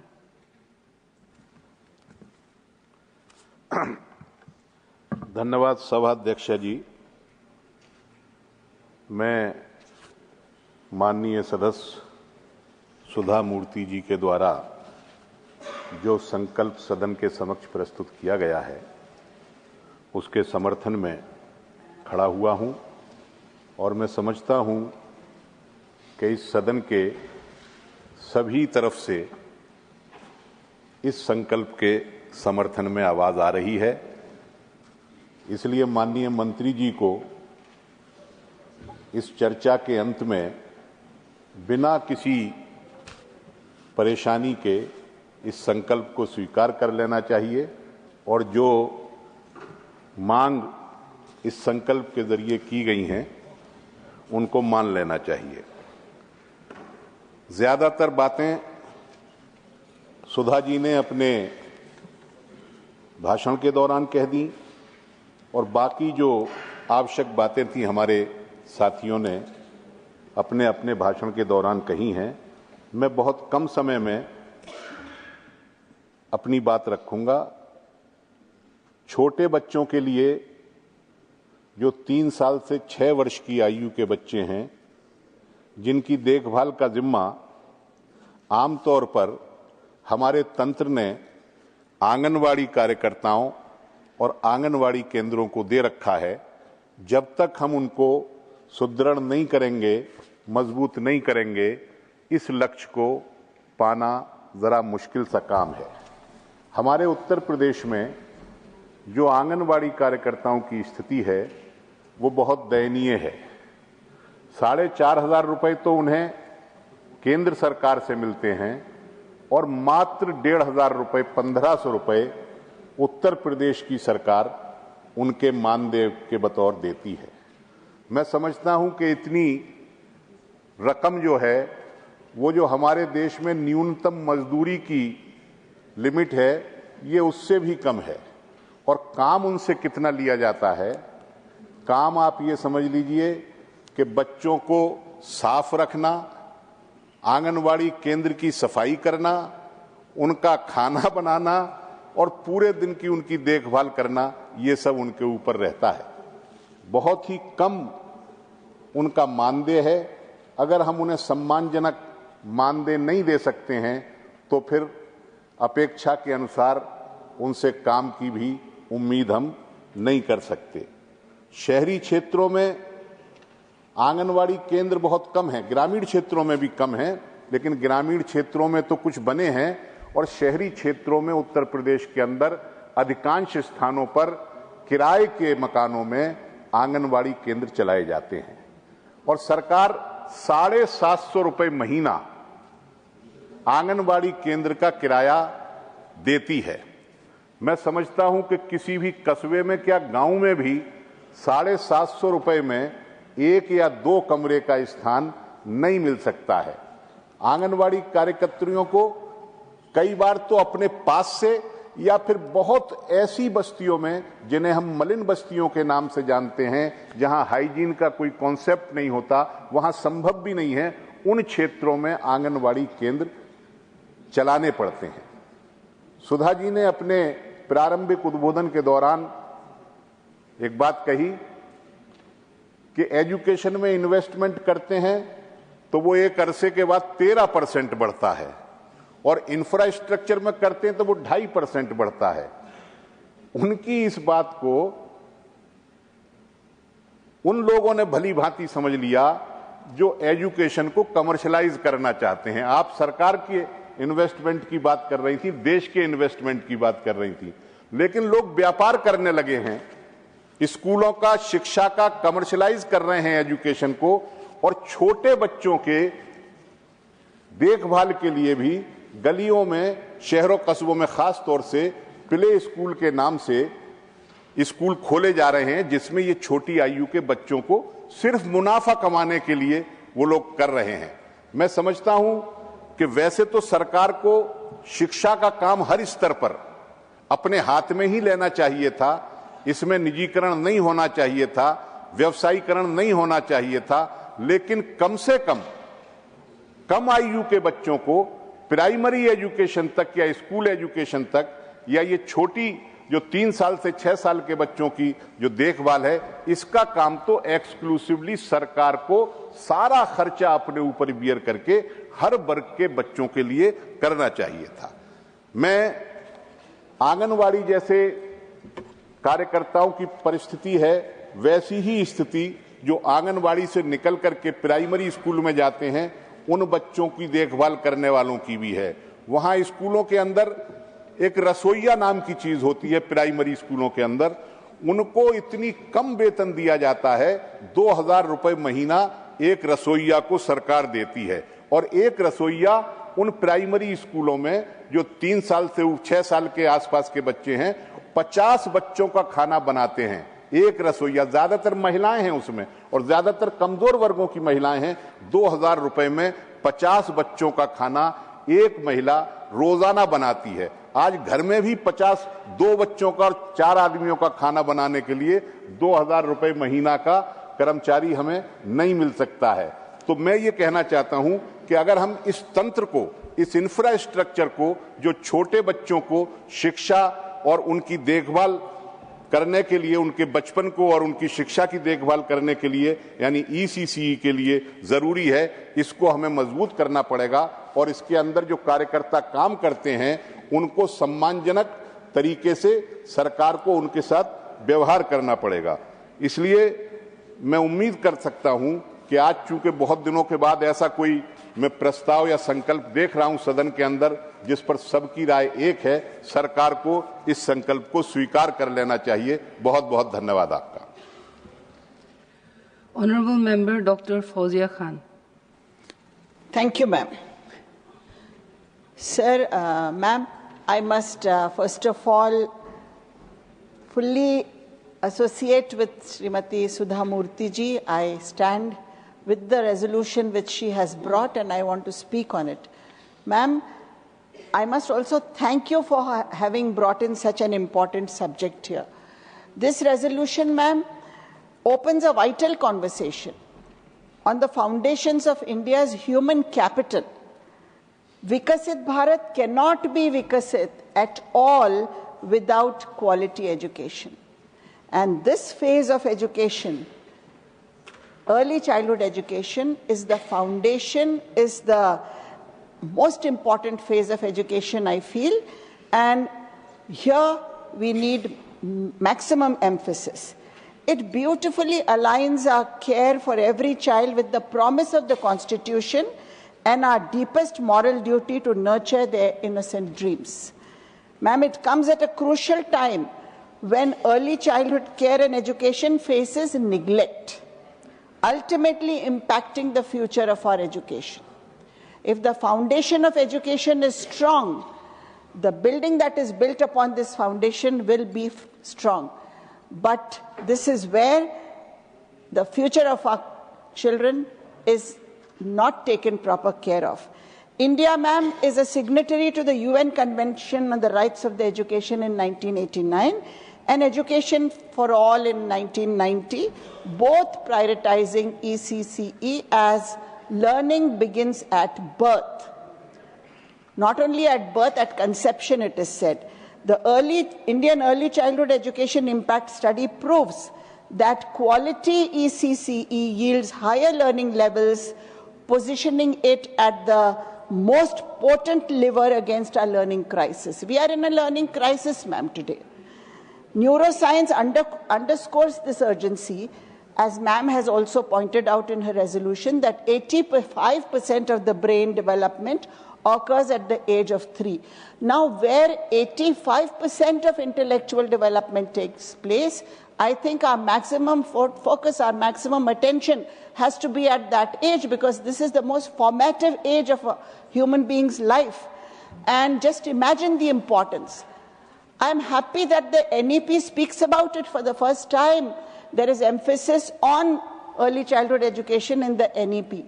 Ma'am, yet the public spending compounds the crisis. Mere 0.1% of the GDP on early childhood care and education. So this has caused a stark paradox. While you say in your NEP that this is the most important learning phase, you also spend 0.01% on it.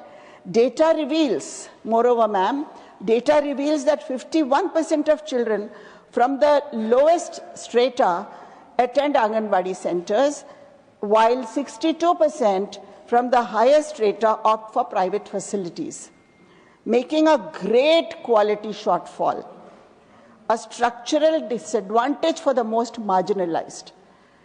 Our Anganwadi system can focus more on health and care, nutrition, but not on the educational and development aspect. They are not prepared for it. Most private ECCE institutions that charge huge amounts of money have a better developed curriculum, better qualifications for caregivers with necessary expertise in handling or imparting learning through a scientific, age-appropriate, informal approach. They give better trainings to caregivers, the better infrastructure facilities. How can that match the level that is there in our Anganwadis? And even in urban slums, for that matter, ma'am. In several private ECCE centers, there is focus on formal education. I mean, on rote learning. This is another paradox, the other end of it. So there is no uniformity anywhere. Our childhood education demands much, much, much more focus and attention of the government at this phase of learning. What we need, ma'am, is uniformity in curriculum, standards, qualifications, trainings. There is no uniformity anywhere. In this phase of education, people are doing what they want.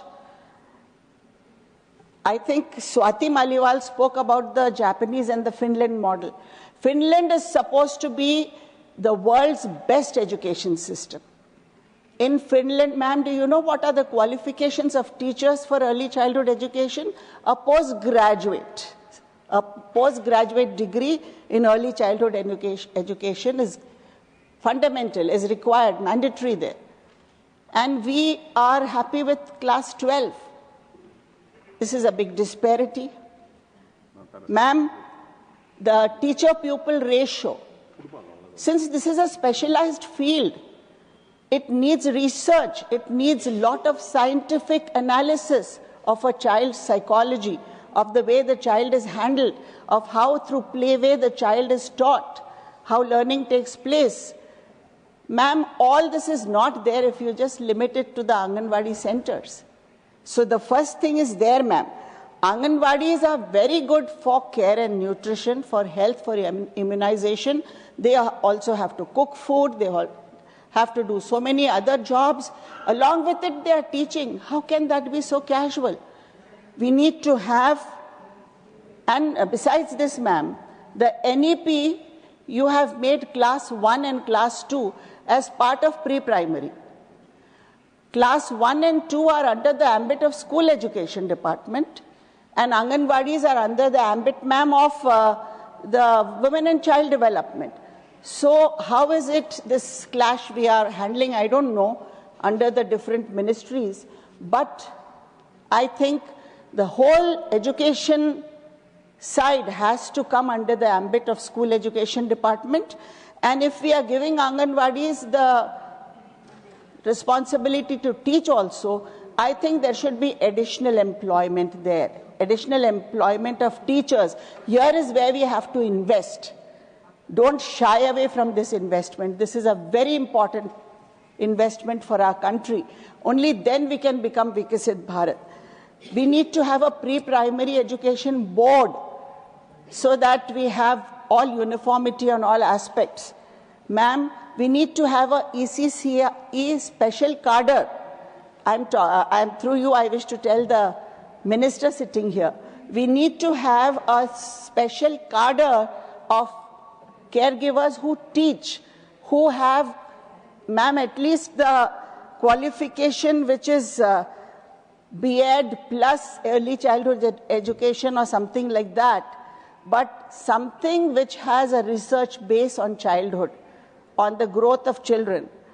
You have to also enforce regulation on private institutions that run early childhood education centers, because this is a very, very sporadically run field.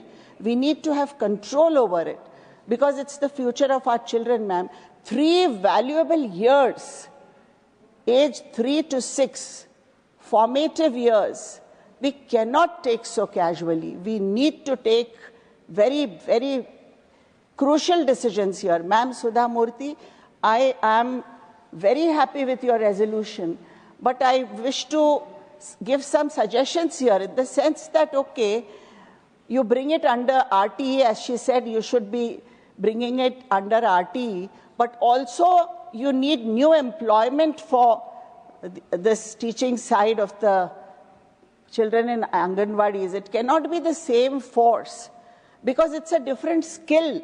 It's a different kind of an expertise that is needed, and we are not catering to that. Only a 6-month training will not be adequate for that. What we are doing is we are just saying 6-month training and she's ready to teach. So I urge the government to adopt this resolution, but we have to make early childhood care and education a fundamental right, and the government must invest heavily. This much amount is not enough, very, very heavily in this sector, so that we see the revolution that they are talking about, Vikasit Bharat. If really this has to happen, we need to act here, and this is my appeal to the House. Thank you. Honorable Member Shri Mayank Kumar Nayak. Thank you, Deputy Ma'am. आज इस anganwadi resolution सुधा मूर्ति जी लाई है, मैं उनका समर्थन करता हूं। देश का भविष्य और आने वाली पीढ़ी को, जो हमारे बच्चे हैं, गांव गरीब और शहरों में भी गरीब मध्यम वर्ग के बच्चे भी इस देश का भविष्य है। माननीय प्रधानमंत्री नरेंद्र मोदी जी विकसित भारत का लक्ष्य लेके पूरा देश आगे बढ़ रहा है, तब ये आंगनवाड़ी के जो 14 लाख आंगनवाड़ी है, उसको सभी बच्चे हैं, उसको सही शिक्षा मिले, उसको उसकी हेल्थ की चिंता हो, उसको स्वास्थ्य की चिंता के साथ अपने परिवार के जो लोग, खास करके जो लोग मेहनत मजदूरी करने जाते हैं, उनके परिवार के लोग ज्यादा से ज्यादा आंगनवाड़ी के बच्चों में आंगनवाड़ी में आते हैं। बच्चों के माँ बाप रोजी रोटी कमाने जाते हैं, तब उसके बच्चों को मानसिक और शारीरिक रूप से तैयार करने की जिम्मेवारी राज्य और केंद्र सरकार लेता है। तब ये आंगनवाड़ी की बहनें न केवल बच्चों के परिवार से जुड़ती है, बल्कि माँ जब उसका बच्चा आंगनवाड़ी में छोड़ के जाता है, आशा वर्कर बहन के पास छोड़ के जाता है, तब वो 3-4 घंटे के लिए वो हर बच्चे की माँ बनके उसकी चिंता करती है और उसके खाने का ध्यान रखती है, उसके खेलने के लिए खिलौने भी देती है और बच्चा कैसे प्री एजुकेशन के लिए तैयार हो उसके लिए भी तैयार ख्याल रखती है। मेरा यह मानना है कि मजबूत भारत और शिक्षित भारत और तंदुरुस्त भारत बनाने के लिए आंगनवाड़ी का आधुनिकीकरण भी होना चाहिए, उसका खुद का मकान भी होना चाहिए और इन मकानों के माध्यम से जो बच्चे आने वाली नींव है, देश का भविष्य है। हम अच्छी बिल्डिंग बनाते हैं तो नींव पक्की रखते हैं, जब हम पेड़ पौधों को उगाते हैं तो उसके मूल में पानी जाए, उसको खाद्य मिले, उसकी चिंता करते हैं। वैसे बच्चे हमारे भविष्य का, हमारे देश का भविष्य है, जो आने वाले देश में, अपने देश में प्रगति को पथ पर ले जाने की जिन पे जिम्मेवारी है, उसको मजबूत करने की जिम्मेवारी हमारी सबकी है। पिछले 12 वर्षों से माननीय प्रधानमंत्री जी आंगनवाड़ी हो या प्राइमरी स्कूल हो, उनके पढ़ाई की तो चिंता करते हैं, मगर उनकी हेल्थ की भी चिंता करते हैं और सभी बच्चों की हेल्थ की चेकअप होती है और जो बच्चों में हेल्थ की खामी पाई जाती है उसी बच्चों का इलाज सरकारी खर्चे से कैसे हो, वैसे माननीय प्रधानमंत्री का कार्यक्रम चलता है। ये आंगनवाड़ी में बच्चा जो सही शिक्षा और आरोग्य में मिले, उसे चिंता करने से माननीय प्रधानमंत्री जी अच्छा परिवार हो और परिवार में मां भी स्वस्थ रहे। इसलिए प्रधानमंत्री ने जब देश के लाल किले से कहा था कि मैं जिस घर में शौचालय नहीं है वहां शौचालय बनाऊंगा, जिसके लिए जो माँ को, जो अपनी बहनों को तकलीफ होती थी, जिसके कारण माँ का स्वास्थ्य अगर बिगड़ता है तो बच्चे का भी स्वास्थ्य बिगड़ता है, उसी को लेते हुए माननीय प्रधानमंत्री ने पूरे देश में शौचालय हर घर में बने, उसके लिए भी एक मुहिम चलाई थी। वैसे ही उज्ज्वला योजना के माध्यम से माँ बहनें जब अपना रसोई बनाती है तो कहीं सिगरेट का धुआं माँ के शरीर में जाता है, तो जब तक माँ स्वस्थ नहीं रहेगी बच्चा भी स्वस्थ नहीं रहेगा। वैसे माननीय प्रधानमंत्री जी ने सोच रखी थी और उसी सोच के कारण करोड़ों घर में शौचालय बने, करोड़ों घरों को उज्ज्वला योजना के माध्यम से गैस का सिलेंडर मिला और वो परिवार हेल्थ के लिए सुरक्षित हो, उसी केंद्र सरकार ने एक चिंता की है और उसके क्षेत्र में काम किया है। स्वास्थ्य और परिवहन के लिए गुजरात सरकार आंगनवाड़ी के माध्यम से गरीब परिवारों की गर्भवती माताएं हो, धात्री बहनें हो एवं किशोरियों के लिए बहुत चिंतित है और आने वाली पीढ़ियों को कुपोषित न हो, इसीलिए पोषण खुराक एवं दवाएं वो भी आंगनवाड़ी के माध्यम से सरकारें उपलब्ध कराती है। हमारे गुजरात में आंगनवाड़ी की बच्चे और प्राइमरी स्कूलों के बच्चों को 300 मिलीग्राम दूध संजीवनी योजना के माध्यम से भी सरकार देती है।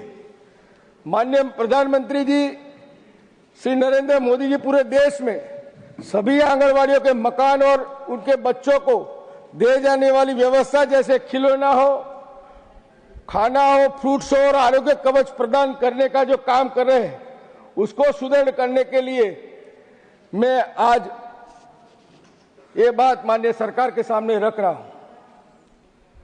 माननीय सभापति जी, बच्चों का जीवन जन्म से लेकर 6 वर्ष तक सबसे महत्वपूर्ण होता है और इसी उम्र में बच्चे का दिमाग, उसकी भाषा, उसका व्यवहार सीखने की क्षमता और उसका स्वास्थ्य सबकी नींव पड़ती है। अगर इस समय में सही पोषण, सही देखभाल और सही सीख मिले तो बच्चा आगे चलकर एक स्वस्थ, आत्मविश्वासी और सक्षम नागरिक बन सकता है। आंगनवाड़ी देश की सबसे बड़ी ताकत है। माननीय सभापति जी, आंगनवाड़ी में व्यवस्था देश भर में करीब 14 लाख आंगनवाड़ी है और ये दुनिया का सबसे बड़ा बाल विकास कार्यक्रम है।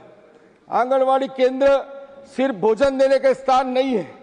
ये बच्चों को, सबसे अच्छी बात है कि कोई भी बच्चा आंगनवाड़ी आए उसे सभी सेवाएं निःशुल्क उपलब्ध करा दी जाती है। सरकार की मजबूत नीति और सोच, हमारे संविधान का अनुच्छेद 45 भी कहता है कि 6 वर्ष तक बच्चों को देखभाल और शिक्षा देना राज्य की जिम्मेदारी है। नई शिक्षा नीति 2020 के में भी साफ कहा गया है कि हर बच्चा जब कक्षा 1 में जाए तो स्कूल के लिए पूरी तरह तैयार हो। इस सोच के साथ मिशन सक्षम आंगनवाड़ी और पोषण 2.0 शुरू किया गया है, जिसका मतलब है कि बच्चों का पोषण, स्वास्थ्य और शुरुआती शिक्षा तीनों के एक साथ मजबूत करना होता है। पोषण भी, पढ़ाई भी एक बड़ा बदलाव है। 10 मई 2023 को शुरू गई ये योजना खूब सराहनीय है। इसका उद्देश्य यह है कि आंगनवाड़ी केंद्र राशन वितरण का केंद्र न रहकर लेकिन लर्निंग सेंटर बने, जहां बच्चा खेलता भी है, सीखता भी है और आत्मविश्वास भी पाता है। इसके लिए आंगनवाड़ी केंद्रों को खेल और पढ़ाई का सामान दिया जाता है। बजट बढ़ाया गया है और सबसे महत्वपूर्ण बात, आंगनवाड़ी के कार्यकर्ताओं को भी प्रशिक्षण दिया जाता है। महोदय, देश की आंगनवाड़ी कार्यकर्ता इस पूरी व्यवस्था की रीढ़ है। अगर उन्हें सही प्रशिक्षण, सम्मान और सहयोग मिलेगा तो ये योजना जमीन पर सफलता होगी। 0 से 3 और 3 से 6 साल के लिए बच्चों का खास ध्यान रखने के लिए सरकार ने नवचेतन पहल की है। माता पिता को यह सीखती है कि बच्चों को कैसे बात करे, कैसे खेले और कैसे प्यार से उसकी देखभाल करे। 3 से 6 साल के बच्चों के लिए आधारशिला पाठ्यक्रम खेल आधारित शिक्षा पर भी जोर देता है। कहानी, गीत, चित्रकला, खेल और गतिविधियों के माध्यम से इस बच्चे की पढ़ाई बोझ ना बने और खुशी से आंगनवाड़ी में पढ़ सके, इसकी व्यवस्था पर सरकार करती है।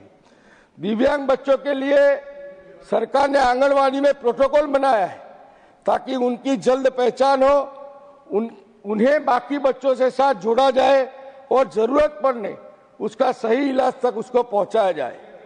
यह सरकार बहुत सकारात्मक कदम है, लेकिन इसके लिए जरूरी है कि जिला स्तर पर डॉक्टर, विशेषज्ञ, रेफरल व्यवस्था भी मजबूती से काम कर रही है। नई शिक्षा नीति के तहत आंगनवाड़ी और प्राथमिक स्कूलों को साथ जोड़ने की पहल एक दूरदर्शी निर्णय है। आंगनवाड़ी से स्कूल में जाते समय घबराता नहीं बल्कि सहज रूप से आगे बढ़ता है। मैं सरकार के प्रयासों का समर्थन करता हूं, कुछ सुझाव भी रखना चाहता हूं। आंगनवाड़ी केंद्रों की गुणवत्ता पर लगातार निगरानी रखी जाए। आंगनवाड़ी कार्यकर्ताओं को निरंतर प्रशिक्षण और प्रोत्साहन मिले और दूर दराज और ग्रामीण क्षेत्रों में इंफ्रास्ट्रक्चर और मजबूत किया जाए। डिजिटल योजनाओं में नेटवर्क और उपकरणों की समस्या दूर की जाए, ये मैं आपके सामने रखता हूं।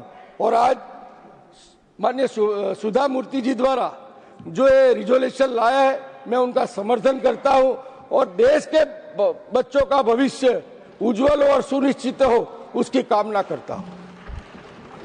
Honorable Member Srimati J.B. Mathur Hisham. Thank you, Vice Chairman. So, respected member Sudha Murthy ji has brought the resolution, which is definitely we are discussing the future of early childhood education in India, and is very welcome. As much as I appreciate and support the resolution, I wish to place on before the House the concerns as well. At a time when the world recognizes early childhood as the most critical phase of human development, our nation is witnessing an unfortunate distortion of both policy intent and educational purpose. The National Education Policy 2020 places early childhood care and education at the heart of India's educational vision, at least that is being told. It acknowledges that early years from ages 3 to 8 form the foundational stage. Not just that, it recognizes that the first years determine the learning outcomes for the rest of life.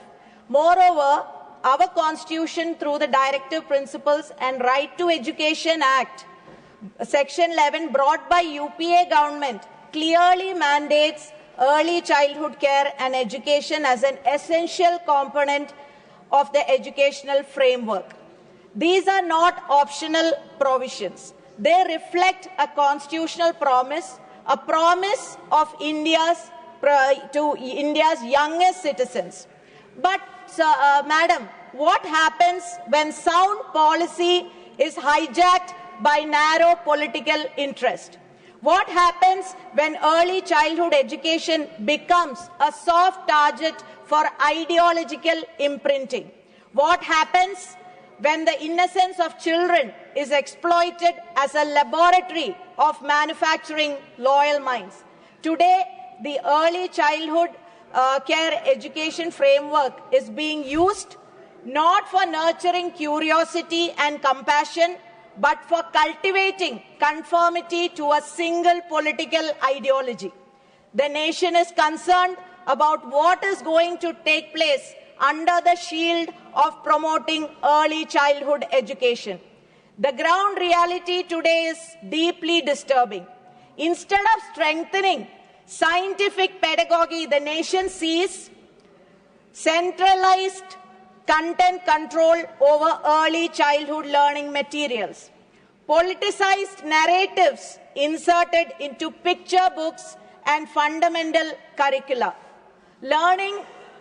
lingering attempts to rewrite cultural memory through saffronized storytelling, the use of early childhood spaces to sanitize caste narratives and distort history, rather than nurturing independent thinking. We are encouraging premature ideological imprinting. Regarding this, the distorting history, now I wish to say about something which this Parliament, this Rajya Sabha, this House discussed few days back very in detail. How history is being used or being created by the ruling dispensation is an example which I wish to give. When wrong facts are being brought in and made to look like they are the real history. I wish to ask that the invention of date of composition of Vande Mataram on Akshaya Navami, 7th November 1885. There is no historical record that Vande Mataram was written on 7th November 1885. It is BJP's invention. Recently, the Parliament and country witnessed how this ruling dispensation is creating history in that. Let me explain. First, subject is this: how the young minds are being corrupted is the big discussion that is being happening. The fundamental, if you make it a fundamental right. Madam, first, the government created the story as to when Bankim Chandra Chatterjee wrote Vande Mataram. Whatever is there on the subject will not go on record. Madam, in the press release given by government last month, to be precise, on 6th November, it said Bankim Chandra Chatterjee on 7th November 1875, that is on the day of Akshaya Navami, Vande Mataram was written. On the subject. And that is how they create. And Vande Mataram, as part of literary journal, as part of Anand Madan novel. And thereafter, on 7th November 2025, Prime Minister inaugurated 150th year of Vande Mataram. So how is it history in question? Let me explain. Those who have... One second, please. Point of order. Ma'am, how the young minds are getting corrupted is what I'm saying. We are talking about future of education in our country. And let me explain.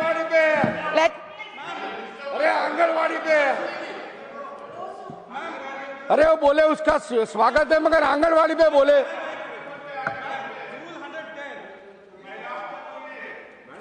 Madam, Mike.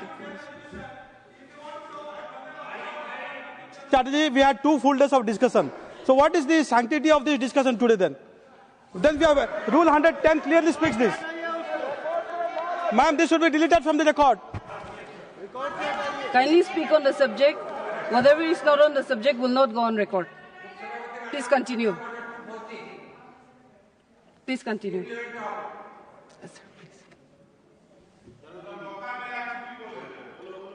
Continue. So I wish to say, ma'am, the history is being changed. When even Sabyasachi Bhattacharya, who knows in and out of Bankim Chandra Chatterjee, has not said that it is on this day or in this Akshaya Navami it is written, why Prime Minister and the government has said that. So only point I wish to say that they try to deviate the history. On the subject will not go on record. Ma'am, so again coming back to early child care, this centralized content and not giving the real content is definitely affecting, and so this cannot go on. So as far as we are concerned, the saffronized historical content, books for kindergarten and foundational classes are beginning to carry selective stories glorifying one cultural stream while ignoring India's plural heritage. Sir, ma'am, secondly, sanitization of science. Instead of encouraging scientific temperament as mandated by our constitution, early education introduced concepts that blur the line between the mythology and evidence-based knowledge. Ma'am, third, marginalization of minority cultures. The diversity that defines India is reduced. So all these I'm trying to convey the message. When we are talking about early education and care for children, we should be concerned about what they are being taught. Definitely that period of 6 years, below 6 years is a age where the brain develops. They should be given the knowledge priority. I agree with Sudha Murthy ji when she says it should be the fundamental right. Definitely it should be made a fundamental right. They are our future. They are the future of our country. But when facts are being distorted, when the history is not being said in the way it should be said, we fear that even at the age of 6 years, below 6 years also, they are being affected. So even who deals with these people, these 6-year students, 6-year children, they take care of Anganwadi workers. What is the plight of Anganwadi workers? They keep asking for more wage increase, but that doesn't happen in our country. Ma'am, and also I wish to say another thing is when we are talking about early childhood care, as a citizen of India, I am concerned also about when the government says, Beti Padhao, Beti Bachao. They say that slogan, but what happens to the little girls that 2 weeks back, a 6-year-old was raped in Madhya Pradesh. We have not forgotten how the girl, one 8-month-old baby was raped in the national capital. We have not forgotten what happened to Katwa girl. So the education is important. Their well-being is important, protection is important, safety is important. So as far as we are concerned, the fundamental right to life, that fundamental, to change this right to education till the age of 6 years, it should be definitely made a fundamental right. We support it. At the same time, we should also make sure that what is the correct method of teaching should be given to the children while providing that necessary care. I appreciate Sudha Murthy ji for bringing it, this resolution in the interest of the children, millions of children in our country. Thank you. Honorable Member Shri R. Girirajan, you will speak in Tamil. Thank you, Madam. First, I congratulate Madam Sudha Murthy to move the following resolution. Actually, Tamil poet Thiruvalluvar has written a separate chapter containing 10 couplets about the importance of the good education 2000 years ago. Kedil Vizhchelvam, Kalvi Oruvarukku Madalla Matrayavai. The wealth which can never decline is not riches but learning. We have talked about the Anganwadis. In our country, நம்முடைய நாட்டில் அங்கன்வாடிகளோட நிலை எப்படி இருக்கு? 50 ஆண்டுகள் ஆகிவிட்டது. அங்கன்வாடிகள் தொடக்கப்பட்டு அங்கன்வாடிகளிலே பிள்ளைகளை கொண்டு போய் சேர்ப்பதற்கு மக்கள் தயங்குகின்ற சூழ்நிலை உருவாகிவிட்டது. ஏனென்றால் அங்கன்வாடிகளோட நிலைமை மிகவும் மோசமாக இருக்கிறது.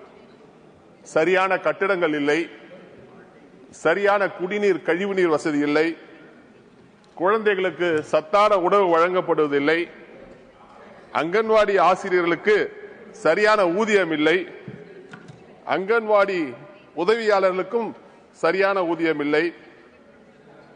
இது இப்போது அளிக்கப்படுகின்ற ஊதியம் குறைந்தபட்ச கூலியை விட, குறைந்தபட்ச ஊதியத்தை விட, மினிமம் வேஜஸ் ஆக்டை விட குறைவாக இருக்கிறது.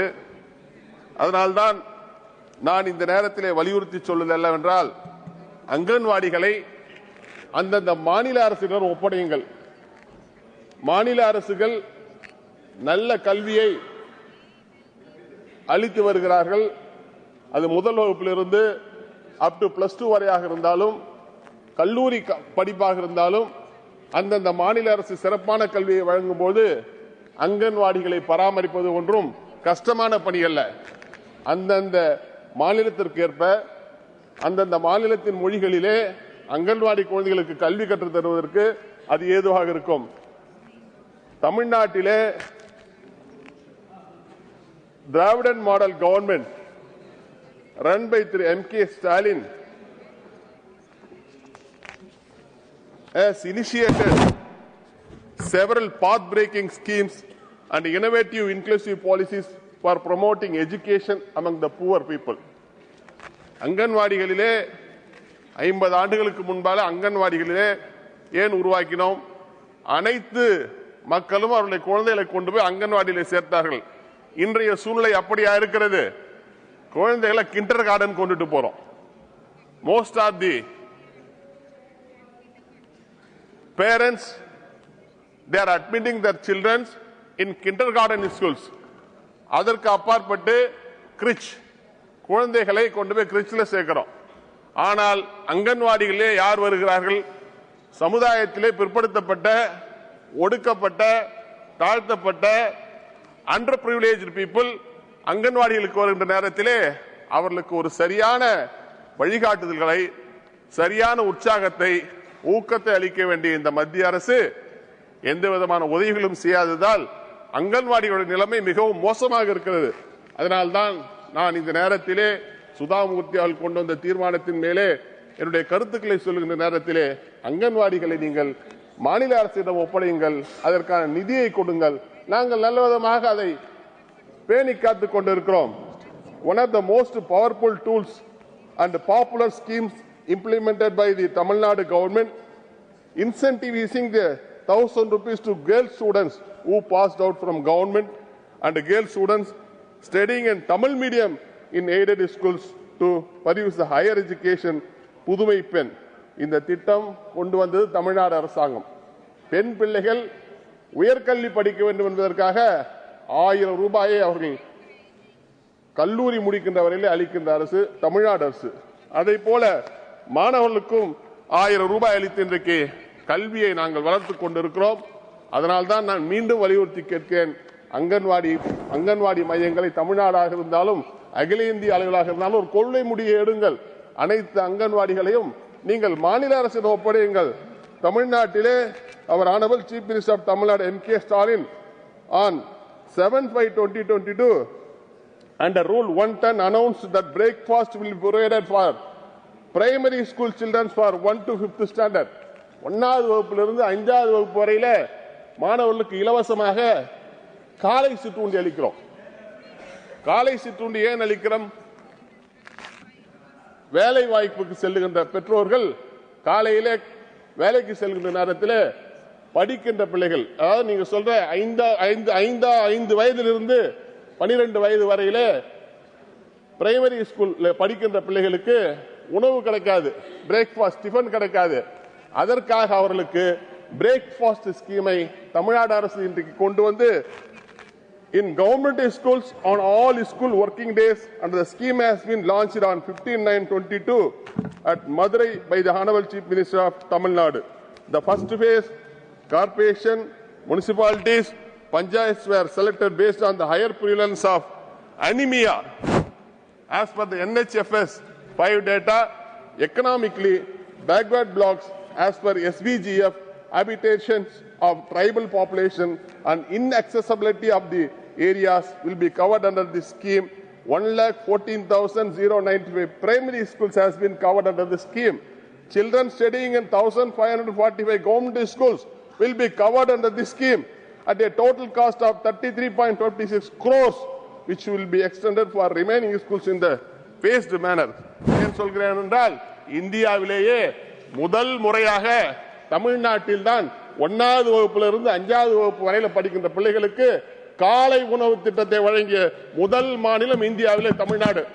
எங்களை பார்த்து தான் இன்றைக்கு கனடாவிலே இந்த திட்டத்தை பயன்படுத்தி காலை உணவு திட்டத்தை இன்றைக்கு இம்ப்ளிமெண்ட் பண்ணியிருக்காங்கன்னா, அதனால் தான் சொல்கிறேன், உங்களால் நடத்த முடியாது அங்கன்வாடிகளை எங்களிடத்திலே ஒப்படையுங்கள்.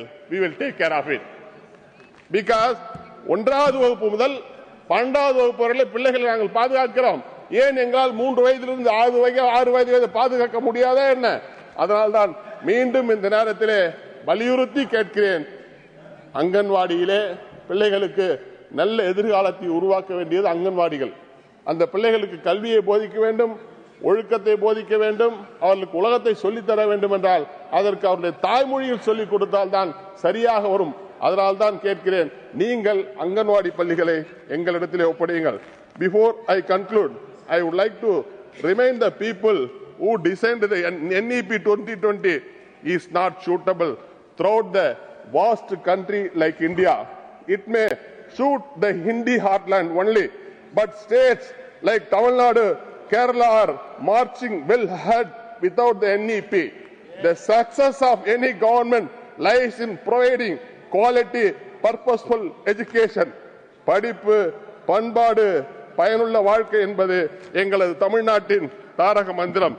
Madam, I would urge the Union government to follow the Tamil Nadu state education policy and the innovative, inclusive scheme to achieve the desired results throughout the nation. Thank you. Honorable Member Shri Rajendra Gupta, maiden speech. It's not a maiden speech, it's only resolution. I will not like to take a maiden speech. I'll take a maiden speech somewhere else. Okay. Honorable Chair, respected Ma'am, I raise to wholeheartedly support the private member's resolution, Madam Sudha Murthy ji, an immense, timely and visionary proposal to introduce a new Article 21B guaranteed free and compulsory early childhood care and education for every child between 3 and 6 of age. Ma'am, this is not merely a legal amendment, it is a scientific necessity. Over 85% children brain developed is complete by the age of 6. These early years shape language, emotional regulations, social behavior. If we miss these years, we miss the child.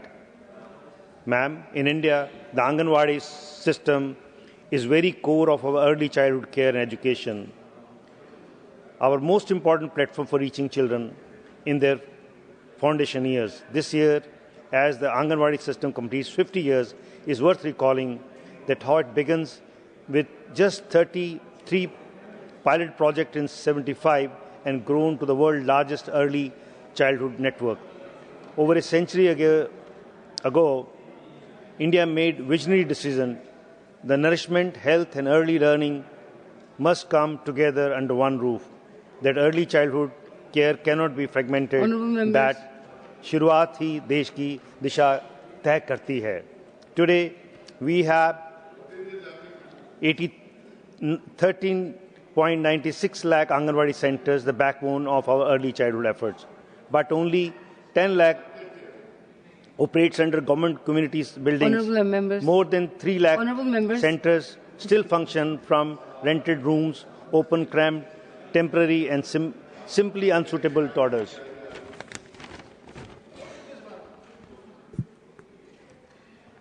At the facility gaps highlight the everyday struggle. 47% Anganwadi centers lack piped water. 27% lack functional toilets. 28% lack functional kitchens. And 95% lack solar-powered electricity.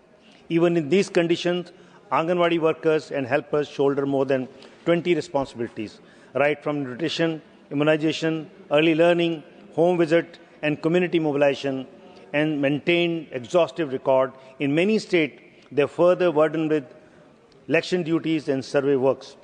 If we are at the constitutional guarantee under Article 21B, then we must first generate that very hand that delivered that right.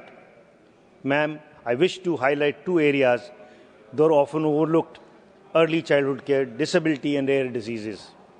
According to Census 2011, India has more than 2.86 persons with disability, including lack of children below 6.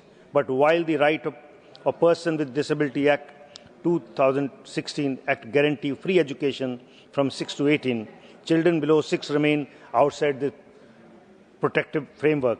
At the same time, early 70% rare diseases appear in early childhood, many within the first month of life. Delay in detection, often 3 to 7 years, caused irreversible neurological damage, preventable disability, loss of development milestones, and economical burden on the family. In practice, both groups face the same challenge. The 0 to 6 window is the most critical for intervention, yet the most special schools start only from 6. Private therapy is unaffordable. Anganwadi lack trained special educators, screening tools, and supportive system. Ma'am, there are more than 25 lakh children with a special need in schools, but barely 12,000 trained special educators are in the entire country. Meanwhile, thousands of infants and toddlers with rare disease are left without life-saving therapy because treatment is inaccessible and quite expensive. In Article 21B, if Article 21B is very meaningful, ECCE must include early screening, early intervention, and support for children with disability and rare disease unlikely. Ma'am, beyond infrastructure, beyond workforce, beyond health, there are larger philosophical questions before us. What kind of early childhood we are emphasizing for India? Across countries like Japan, Finland, and Scandinavia nations, early childhood is not only limited to ABC and numbers. They focus on self-efficiency, cooperation, emotional regulations, empathy, responsibility, and age-appropriate independence. Every task is done for a child instead of with a child. This is not the fault of parent and teacher, it's infrastructure.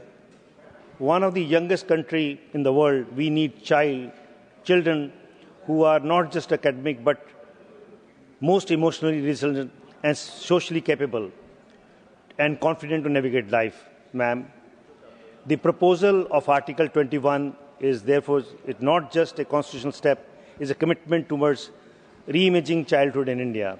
To make it real, we must strengthen Anganwadi infrastructure, reduce non-core burden on the workers, equip centers to support disability and rare disease, train more special educators. I support this resolution. It's not about the children today alone, it's about the citizen of tomorrow. I strongly, wholeheartedly support this resolution. Jai Hind, Jai Bharat, Bande Mataram. I request all honourable members to kindly maintain decorum while an honourable member is speaking. Next speaker, honourable member Dr. V. Sivadasan. Respected Madam, here we are discussing very important matter. Sudha Murthy has introduced the private members bill on our childhood education. Madam, in India, thousands of, crores of children are not getting proper pre-school education. Why? Various problems are there, Madam. In education, in pre-education sector, the investment of the nation, investment of the government, that is comparatively very less. In other nations, these developed countries, they are investing huge amount, comparatively better amount in pre-education sector. But in India, our government is not ready to invest proper amount for the children's education. Madam, what is the real issues for getting the education? There, inadequate infrastructure facilities. There, in our pre-education centers, their infrastructure is not there. Where is the infrastructure? Why it is not there? Respected Madam, in pre-schools, majority of the pre-schools centers are working. Majority, that means 95% of preschool centers are working below 1,000 square feet of building. There, Pakka building is not there. There, electricity is not there. Then internet connectivity is not there.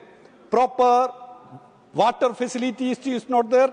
Drainage facility is not there. What is the real reason? The union government should provide proper financial assistance to the state governments. Respected Madam, you see the role of the government, role of the union government. What is their role? They are making some of the schemes, but they are not ready to proper financial assistance to the sector. There. Second one, regarding the faculties in the teachers in the Anganwadis. Anganwadi, that means there, the Anganwadi teacher and helper is there. What amount they are getting as a salary? Here already, John Bittas has mentioned, our minister is here. Now he is discussing the matter with, she is not listening my speech. Madam, respected minister is discussing with the other matter. She is not listening our word. That is not good now also. She is discussing the other things. Why, madam? Then why this sitting the minister, not listening to us? Then what is the purpose to sit the minister is here? We are here. We are making very interesting thing. But she is talking to the others. So we are raising the issue of the things. So then our parliamentary minister is trying to protect. Then what is the thing? Madam, I have the right to raise the issue. I requesting the minister to listen us.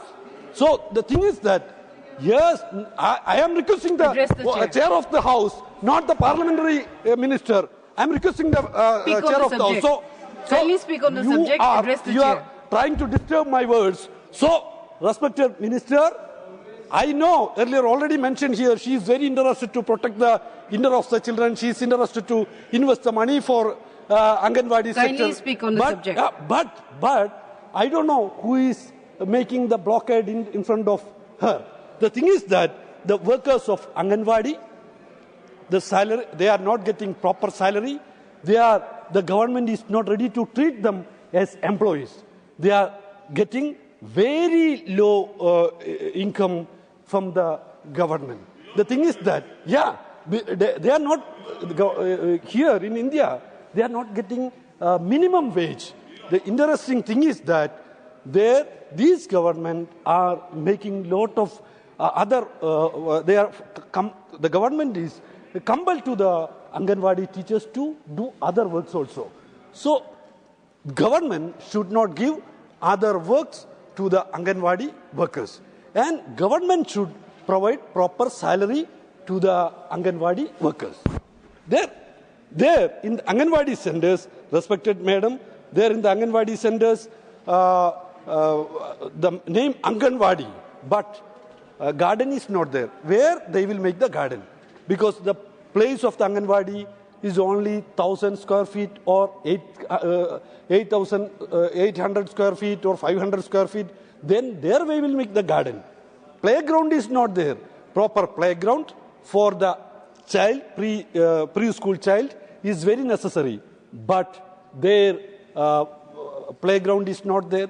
The internet facility is not there. So I am requesting to the government for proper basic infrastructure facilities for the preschool children.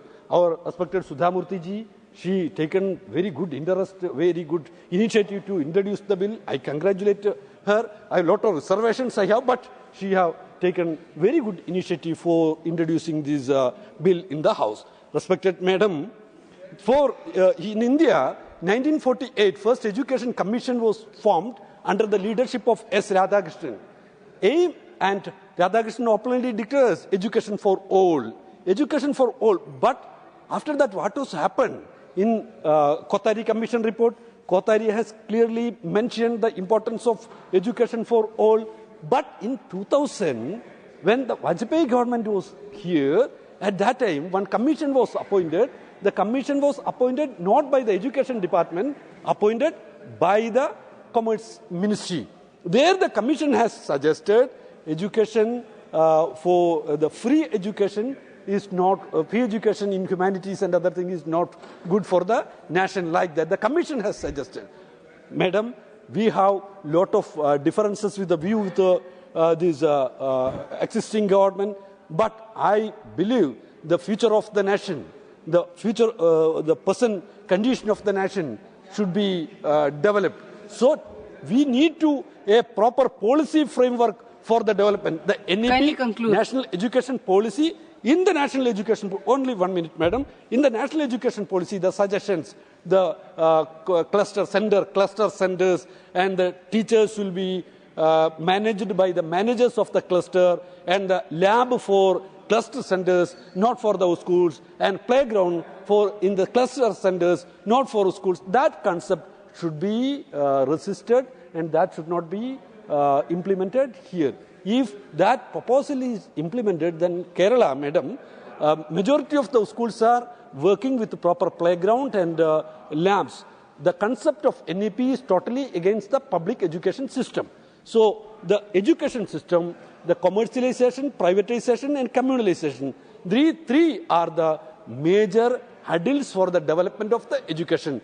So we should oppose the commercialization, centralization, and privatization of the education sector. Communalization is the most dangerous thing in education sector, madam. So together we will oppose the NEP, and together we will promote the national. Thank you, Madam Vice Chairman. I support the content of the resolution. And she could have mentioned about some of the former prime ministers, and of course it's a hope against hope case. Madam Vice Chairman, the point is that whether we need a constitutional amendment to the Constitution to achieve these goals. If at all it happens, how we are going to implement the same? Because in the Constitution, there are number of fundamental rights which are getting infringed day by day. There are directive principles of state policy which we did not implement. So I think even though the idea behind this resolution is acceptable, what is the way out? This we need to discuss. As far as our Anganwadis are concerned, Madam Vice Chairman, on 22nd March 2023, question number 230, the answer was around 1.4 million Anganwadis we have. And only 2 lakhs are having government buildings. And they say there is a scheme which is slowly getting implemented. Leave that part. The thing is that Anganwadi workers are doing 6 important jobs. There's a mandate for that. Number 1, supplementary nutrition. Number 2, preschool non-formal education. Number 3, nutrition and health care, immunization, health checkup, and referral services. The point is that when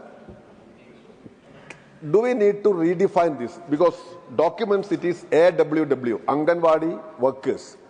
So we have to redefine the term, I think. To impart education, that worker, of course, that term must be redefined, and teachers or something, it should find a place in the official document. That's my take. Because all these duties cannot be mixed up, and this cannot be entrusted to 1 or 2 persons. We have more than 14 lakh Anganwadis which are having a lot of issues. That's already mentioned by Shivadas and others. Many drawbacks are there. No toilets, drinking water facilities are okay. But at least this term to be defined, and they should be elevated to the status of teachers. And then we need to train them. And what should be the content of the training? That is the most important. Number one, this scientific temper, that mindset must be developed from the very beginning, because catch them young is the policy of all fascist ideology organizations and almost all organizations. Then we have to imbibe them. What is science? How society is moving? What is humankind? There is no point in division and all these kind of caste, creed and religion. Anyway, so that scientific temper oriented, this syllabus must be there. And enrollment must be strengthened.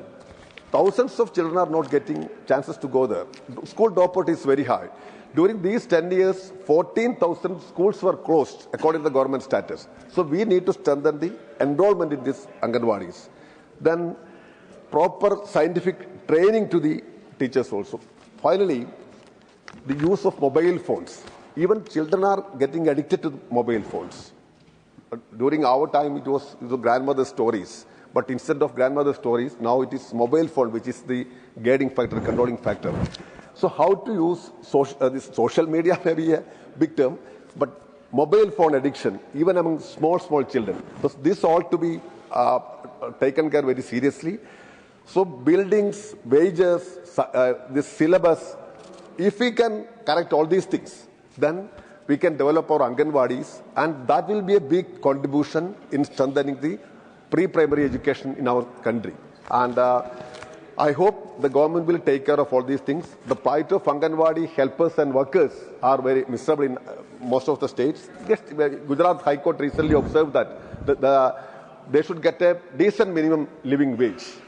But that mandate is was not implemented in many states. Kerala, of course, we have appointed a commission to look into these matters, and that commission will submit its report soon. I hope the government of India, the minister concerned, will take care of all these points, and to strengthen our Anganwadis. It's 4:30 now. We'll take up special mention. Thank you.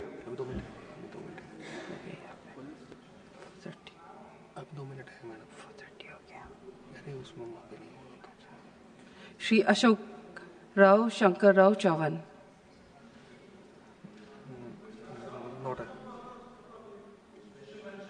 Special mention. Madam अभी time limit है कोई ठीक है क्या बताएं okay ma'am Shri Sujeet Kumar ma'am thank you सबसे पहले ma'am मैं मैडम सुधा मूर्ति जी को धन्यवाद देना चाहूँगा कि इतने महत्वपूर्ण विषय को उन्होंने प्राइवेट मेंबर रेजोल्यूशन के तहत उन्होंने उठाए और मैं आज भारत के महान जननायक जननेता स्वर्गीय अटल बिहारी वाजपेयी जी को आज नमन करना चाहूँगा। ये साल हम लोग वाजपेयी जी का जन्म शताब्दी मना रहे हैं। मैं आज ये प्राइवेट मेंबर रेजोल्यूशन के चर्चा पे मैं अटल जी को क्यों स्मरण कर रहा हूँ ma'am, because ma'am he had the vision, he had the statements like quality to enact the RTE Act. What is popularly known as the RTE Act, it's actually the 86th Constitutional Amendment Act in 2002, which actually laid the foundation for primary education in our country. Now we'll take up special mention. Ma'am, 5 more minutes, ma'am. Please, 5 more minutes. Take up special mention. Shri Ashok Rao Shankar Rao Chavan. Demand for a direct new rail line from Nanded to Latur. Not present, ma'am. Shri Ram. Not present. Shri Ramji. Not present. Not present. Srimati Mahua Maji. Thank you, Honorable Vice Chairman, sir. Madam, my subject is concern over overworking and rights of the employee in the corporate sector. हम ऐसे समय में हैं जब पेशेवर सफलता अक्सर व्यक्तिगत स्वास्थ्य, मानसिक संतुलन और सामाजिक जीवन की कीमत पर मिलती है। भारत के दफ्तरों, को-वर्किंग स्पेस और डिजिटल कार्यस्थलों में करोड़ों कर्मचारी लगातार बढ़ते लक्ष्यों, प्रमोशन की दौड़ और दफ्तर समय के बाद भी ऑनलाइन बने रहने की अनिवार्यता के दबाव में काम कर रहे हैं। यह स्थिति अब अपवाद नहीं बल्कि सामान्य जीवन शैली बन चुकी है। पिछले वर्षों में कई प्रतिभाशाली युवाओं ने इस अतिश्रम और बर्नआउट के कारण मानसिक व भावनात्मक लड़ाइयों में हार भी झेली है। कॉरपोरेट क्षेत्र में हालात और गंभीर हैं। अधिकतर नियुक्ति पत्र केवल न्यूनतम कार्य घंटों का उल्लेख करते हैं, अधिकतम का नहीं। कर्मचारियों से तय समय से कहीं अधिक काम लिया जाता है, बिना ओवरटाइम वेतन, बिना अवकाश क्षतिपूर्ति और कई बार छुट्टियां तथा वीकेंड भी काम में जोड़ दिए जाते हैं। यूरोपीय देशों में श्रम विभाग निजी कंपनियों पर सख्त निगरानी रखता है और अतिरिक्त काम को अनुबंध का उल्लंघन माना जाता है। इसके विपरीत भारत में खासकर उच्च वेतन वर्ग के कर्मचारियों को न्यूनतम सुरक्षा भी प्राप्त नहीं होती। मांग आपूर्ति के असंतुलन ने स्थिति को और बिगाड़ा है। सीमित अवसरों के कारण एक कर्मचारी से 2-3 लोगों का काम करवाया जाता है, जिससे थकान, अनिद्रा, मानसिक तनाव, पारिवारिक समस्याएं और आत्महत्या जैसे गंभीर परिणाम सामने आते हैं। मैं सरकार से आग्रह करती हूं कि स्पष्ट कार्य घंटे, ओवरटाइम भुगतान, छुट्टियों की सुरक्षा और मानसिक स्वास्थ्य संरक्षण जैसे प्रावधानों पर तत्काल कदम उठाए जाएं, ताकि काम उद्देश्य दे, अत्यधिक दबाव नहीं। धन्यवाद। Shri R Girirajan. Thank you, Madam. Demand for mandatory provisions for differently abled persons to be elected as nominated members in local governance. Madam, the persons with disabilities, Equal Opportunities, Protection of Rights and Full Participation Act 1995 and the Right to Persons with Disabilities Act 2016 are key legislative frameworks that aim to ensure equality, inclusion and dignity for individuals with disabilities. Madam, these acts promote the rights and opportunities of persons with disabilities, including the provision of aids and appliances, access to education, employment, healthcare services, and social integration. This will be possible only when the differently abled people have adequate representation in local bodies too. Tamil Nadu government has made significant strides in nominating persons with disabilities to local bodies, with a total number of 3,631 persons with disabilities already nominated to urban and rural local bodies. This number is expected to grow. Madam, with the government planning to nominate an additional 12,000 persons with disabilities in rural local bodies after the completion of the election to 28 village panchayats, the initiative is part of the government's broader commitment to social justice and representation for differently abled individuals in local governance. The government of Tamil Nadu Gazette Extraordinary published on June 26, 2025 introduces the Tamil Nadu Panchayats nomination of persons with a disability as Disability Rules 2025, aimed at facilitating the nomination of persons with disabilities as members of Panchayats. Nominated members will have rights and responsibilities as per the Government of Tamil Nadu Panchayats Act and will be entitled to honorarium and allowances as determined by the government. This should be followed nationwide. Therefore, I urge the government to make mandatory provisions for differently abled persons to be elected as nominated members in local governance throughout India. Thank you. Shri Sujit Kumar.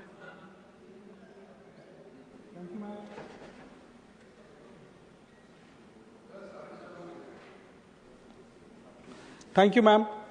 Ma'am, I would like to draw the attention of the government through the special mention to the issue of reliance on non-indigenous goods in our official internal consumption. This is a matter vital to the broader national vision of promoting Swadeshi and strengthening India's path towards self-reliance. India is a powerhouse of high-quality indigenous products, from textiles and handicrafts to countless agricultural goods. A prime example is our world-class GI tagged, PO sourced and tribal grown coffee such as the unique varieties grown in Koraput, Odisha, called the Koraput coffee. These products are celebrated globally for their quality. Yet, in our government canteens, including in the parliament, in our railway networks, and in our public offices, we often serve consumables, be it coffee, tea, biscuits, or handicrafts and handlooms from foreign sources or of non-descriptive origin. Ma'am, to replace this is the obvious next rung in the ladder of Swadeshi. The tribal farmers of Koraput work in difficult conditions to produce a globally acclaimed product, but lack the large-scale, stable market that the Government of India itself can provide. Ma'am, I demand that the government issue a procurement directive to replace all such foreign origin goods with indigenous Indian products. Let the government be the proudest patron of our tribal producers. By institutionalizing this change, we ensure that the true flavor of Atmanirbhar Bharat becomes a daily practice in our office of this Republic. Jai Hind. Srimati Rajathi. Respected Madam, demand for comprehensive reforms in juvenile homes under the Juvenile Justice Act. I draw attention of the government over alarming conditions in the juvenile homes where there is inadequate monitoring, nutrition, education and safety that continue to expose children to severe vulnerabilities. This is evident from repeated news on children being beaten in these institutes and severe overcrowding. Juvenile homes are governed by the Juvenile Justice, Care and Protection of Children Act 2015, under which each district is required to have an observation home for children facing trial before the Juvenile Justice Board. As per the latest National Crime Record Bureau report 2023 data, juvenile crime in India is 7.1 per lakh children. That is 1,365 cases registered. These numbers are more worrying than when seen with the National Commission for Protection of Child Rights (NCPCR). Inspections that have highlighted overcrowding, poor resources, poor food quality, especially poor food quality, untrained staff and lack of psychological support in several child care institutions. The juvenile justice system is the product of a system built supposedly to protect and rehabilitate children, but in reality it functions more as a punitive institution of neglect. If we expect these children to reintegrate into society with dignity, I urge the government to strengthen monitoring mechanisms, upgrade nutrition and education standards, ensure accountability in staff recruitment, and create meaningful livelihood opportunities so that our juvenile homes become places of protection and hope, not fear. Thank you. Dr. M. Dhanapal. Thank you, Madam. Madam, my subject in this special mention is concern over safety and livelihood of fishermen from districts of Tanjavur, Ramanathapuram and Pudukkottai districts in Tamil Nadu. I bring to the attention of the government a matter of grave concern affecting the safety and livelihood of fishermen from the districts of Tanjavur, Ramanathapuram and Pudukkottai in Tamil Nadu. Over the past weeks, there have been repeated reports of violent attacks and intimidation faced by our fishermen while carrying out their loss of livelihood, destroying fishing nets and severe disruption in the daily lives of the affecting fishing communities. The fishermen from these coastal districts depend solely on the sea for sustenance. Any threat to their safety directly impacts thousands of families, pushing them into distress. Moreover, such confrontations risk escalating into interstate tensions, which must be addressed immediately through coordination and firm action. Madam, I therefore urge the Union Government to conduct a comprehensive inquiry into the reported incidents at the earliest, facilitate coordinated action between the maritime authorities of the Union Territory to prevent recurrence, strengthen coastal security measures in the affected zones, for ensure protection and livelihood support for the fishermen who have suffered losses. Safeguarding the lives and livelihood of our coastal communities is a national responsibility. I request the government to look into the matter. Thank you, Madam. Shri Harsh Vardhan Shringla. Madam Vice Chairman, I rise to request focused promotion of sports in the Darjeeling Hills and the North Bengal region. This area has a remarkable football tradition that spans more than a century. Darjeeling was among the earliest centers where the sport took deep root, and its schools and local institutions produced players who later joined leading Calcutta clubs. Footballers from the hills have represented Bengal in the Santosh Trophy and served in forces teams that achieved national honours. However, the region today suffers from inadequate sports infrastructure. The absence of quality stadiums and training facilities has pushed this legacy to the margins, and local youth from the place are unable to get themselves in state, regional and national teams. North Bengal also has immense potential in adventure and outdoor sports. Its terrain is ideal for trekking, rock climbing, paragliding, mountain biking and river activities. Darjeeling already has a heritage of mountaineering training through institutions like the Himalayan Mountaineering Institute.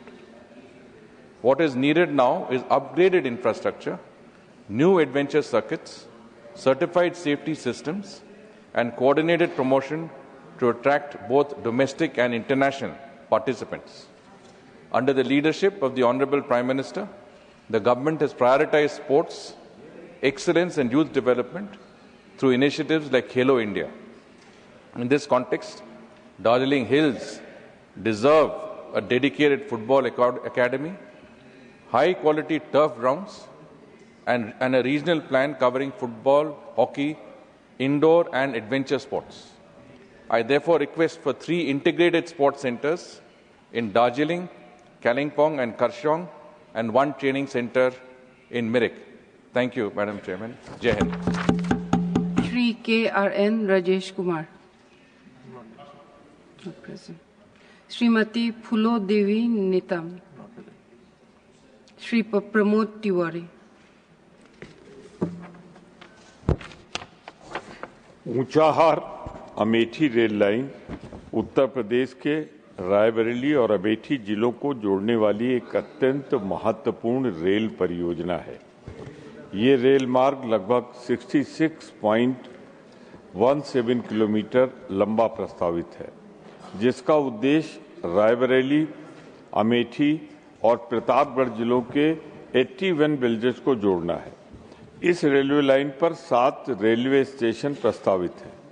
Unchahar Amethi नई rail line परियोजना के अंतर्गत सर्वे, भूमि चिन्हांकन तथा भूमि अधिग्रहण जैसे महत्वपूर्ण कार्य वर्षों पूर्व पूर्ण किए जा चुके हैं।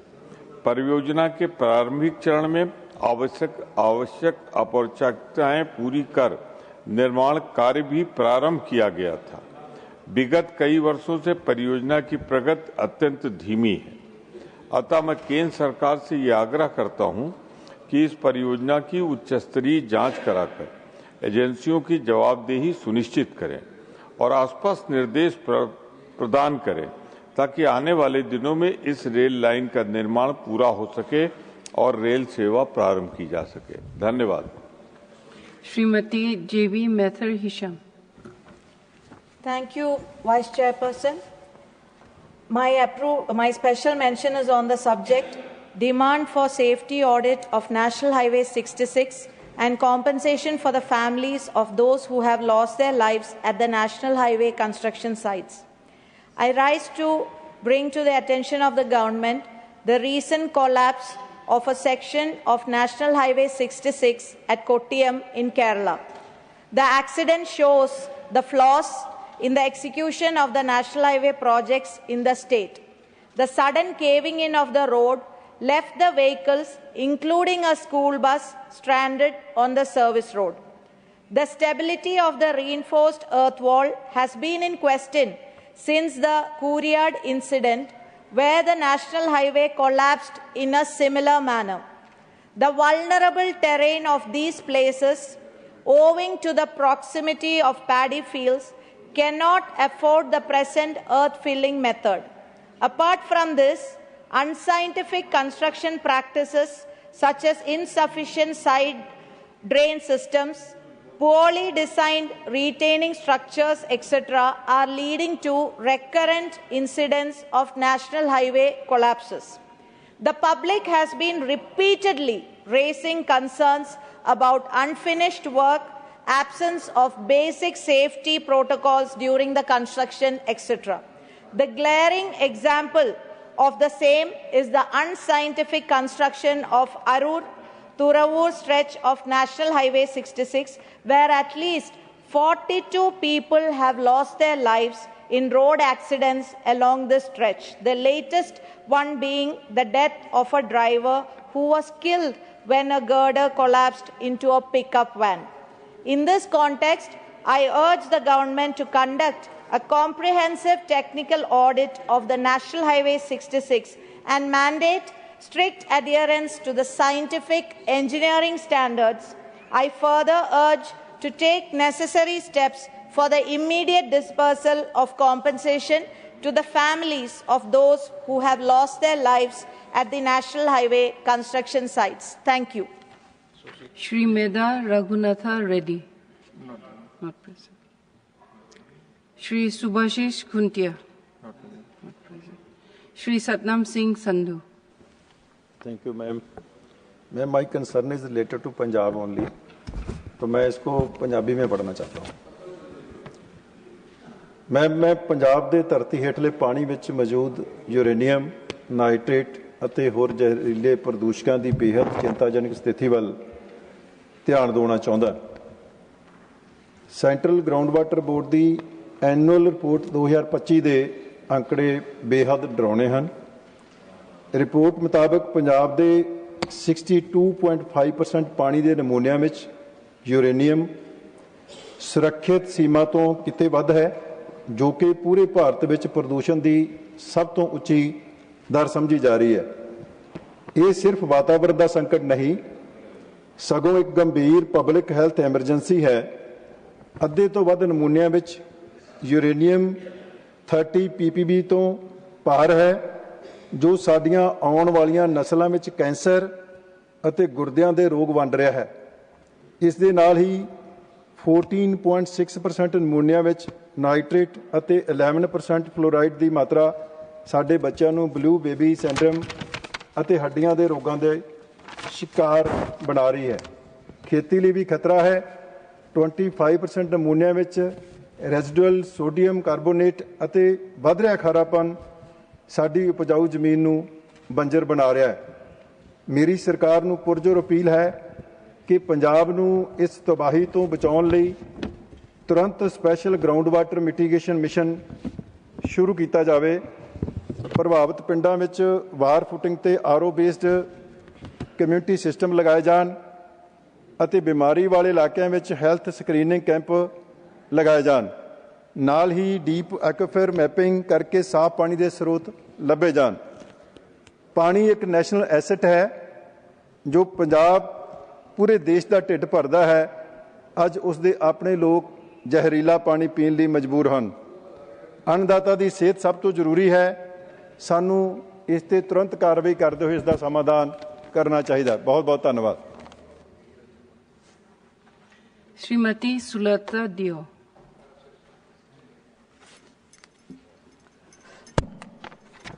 Jai Sri Jagannath. Thank you so much, Honorable Vice Chairperson Madam, for giving me the permission to read out my special mention. The topic is my demand for metro rail project between Bhubaneswar and Cuttack.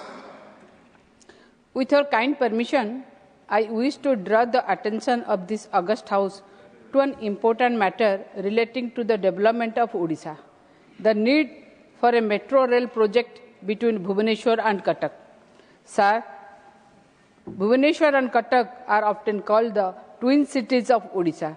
They are major centers of administration, education, healthcare, commerce, and employment. Every day, lakhs of people travel between these two cities. And the number is increasing rapidly. Due to heavy traffic on the existing roads, commuters face long delays, pollution, and serious safety concerns. Honorable Sir, a modern metro rail system between Bhubaneswar and Cuttack will greatly reduce travel time, easy traffic congestion, and improve the overall quality of urban support. It will also support economic growth, attract investment, and help build a cleaner and more sustainable environment. Sir, the pollution of the region is growing fast, and the current transport infrastructure will not be able to handle future demand. A metro rail network is not only desirable but essential for the long-term development of the capital region of Odisha.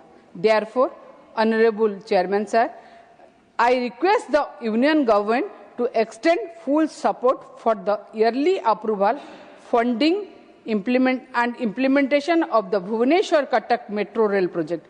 This will benefit lakhs of commuters and contribute significantly to Odisha progress. Thank you so much. Bande Utkal Janani. Shri Tiruchi Siva.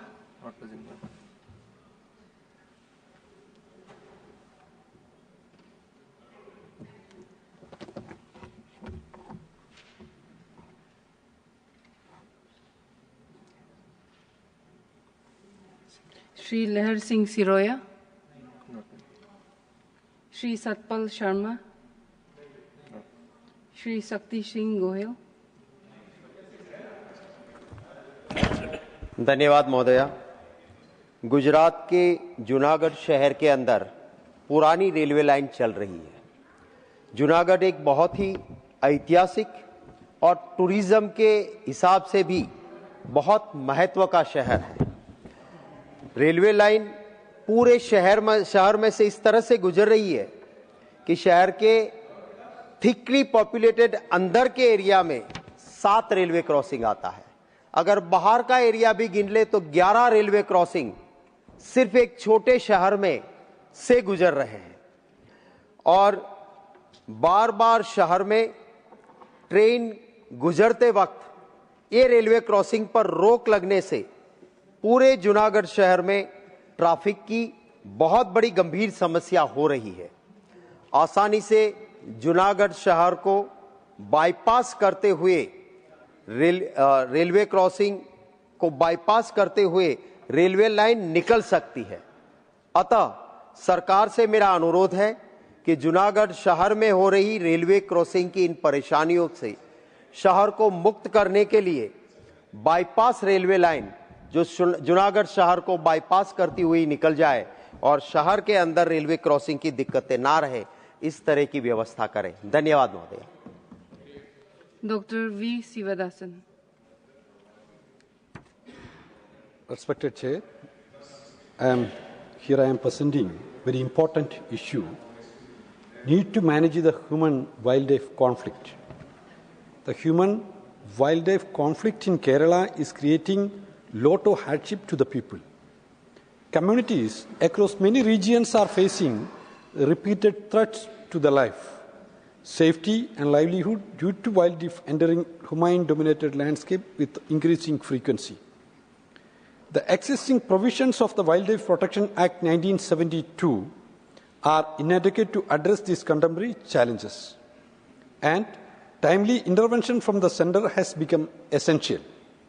The Wildlife Protection Act, along with its associated rules, protocols, guidelines and advisories need to be amended to reflect present-day conditions. Incorporating practical and flexible provisions into the law will allow effective action to protect human life and property while maintaining the ecological balance. Without such updates, the response mechanisms remain constrained and insufficient.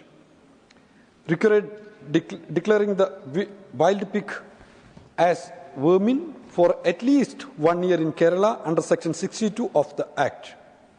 The uncontrolled rise in the wild pig population has resulted in severe crop destruction, frequent accidents, and significant hardship for rural households.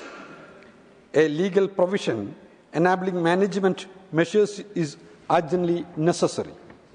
Another pressing demand is the reclassification of the rhesus monkey from Schedule 1 to Schedule 2, enabling site-specific management and mitigation measures. The species' growing presence in towns, villages, and agricultural areas is creating safety challenges and economic losses that cannot be effectively addressed under the current classification. The central government urged to act to safeguard lives, reduce distress among affected communities, and reform the legal framework for managing human-wildlife conflict. The need to manage human-wildlife conflict is my request. I urge this thing, the central government. Thank you, Madam. Thank you. Dr. John Bittas. Thank you, Honorable Vice Chairperson. Since its inauguration in 2018, Kannur International Airport has emerged as a vital connectivity hub for northern Kerala and southern Karnataka. It serves as a large port for the expatriate population. However, denial of point of call status to Kannur Airport limit its airline operations, curtail capacity, stifle competition, and inflate the prices, and also undermine trade, tourism, and growth. While the new non-metro airport at Mopa in Goa has been permitted to host foreign airlines, Kannur Airport has not been accorded the same opportunity and facility. In its replies to these questions raised on this matter, the Civil Aviation Ministry stated that the entire state of Goa has been designated as a point of call facility state under certain air services agreements, allowing foreign airlines to operate from any airport within Goa. 3 individual airports in Kerala, Calicut, Cochin, and Thiruvananthapuram, are designated as point of calls in specific agreements. This policy requiring separate point of call status for each airport in Kerala is inconsistent with this policy. As such, I urge the government to revisit its stand and grant point of call status to Kannur Airport as well, or permit it to operate foreign airlines in the same manner as is being allowed at Manohar International Airport in Mopa, Goa. Thank you. Dr. Shashmit Patra. Honorable Vice Chairperson, Madam, the subject of my special mention is demand for establishment of a railway wagon technology park at Sitalapalli in Ganjam district of Odisha. Since 2011, the people of Ganjam and South Odisha have awaited the promised wagon factory at Sitalapalli in Ganjam district of Odisha. Railways have clarified that a conventional wagon factory is not feasible as national wagon production already exceeds current demand. While this may rule out the earlier proposal, it should not close the door on Sitalapalli's development. Instead, it presents an opportunity to create something more visionary and better aligned with India's evolving freight priorities, a railway wagon technology park. A wagon technology park moves beyond the limits of standard wagon manufacturing. It is an integrated ecosystem combining advanced materials, modern design, container wagons for dedicated freight corridors, and sensor-enabled smart wagons for predictive maintenance. These are segments where India's current capacity is limited or nascent, and where future demand is certain to rise. Sitarapalli is particularly suited for this transformation. Odisha's strong aluminium industry, growing investments in green hydrogen and LNG, and proximity to steel and mineral corridors make it an ideal base for next generation rolling stock. The upcoming East Coast DFC further strengthens its strategic relevance. Establishing a wagon technology park at Sitarapalli will finally fulfill a long-standing promise to the people of Ganjam, while positioning South Odisha as a hub for innovation, skilled employment, and future-ready freight infrastructure. I urge the government to look into it. I thank you, Madam Vice Chairperson. Shri Kesri Dev Singh Jalla. Srimati Rekha Sharma. Dr. Bhagwat Karat.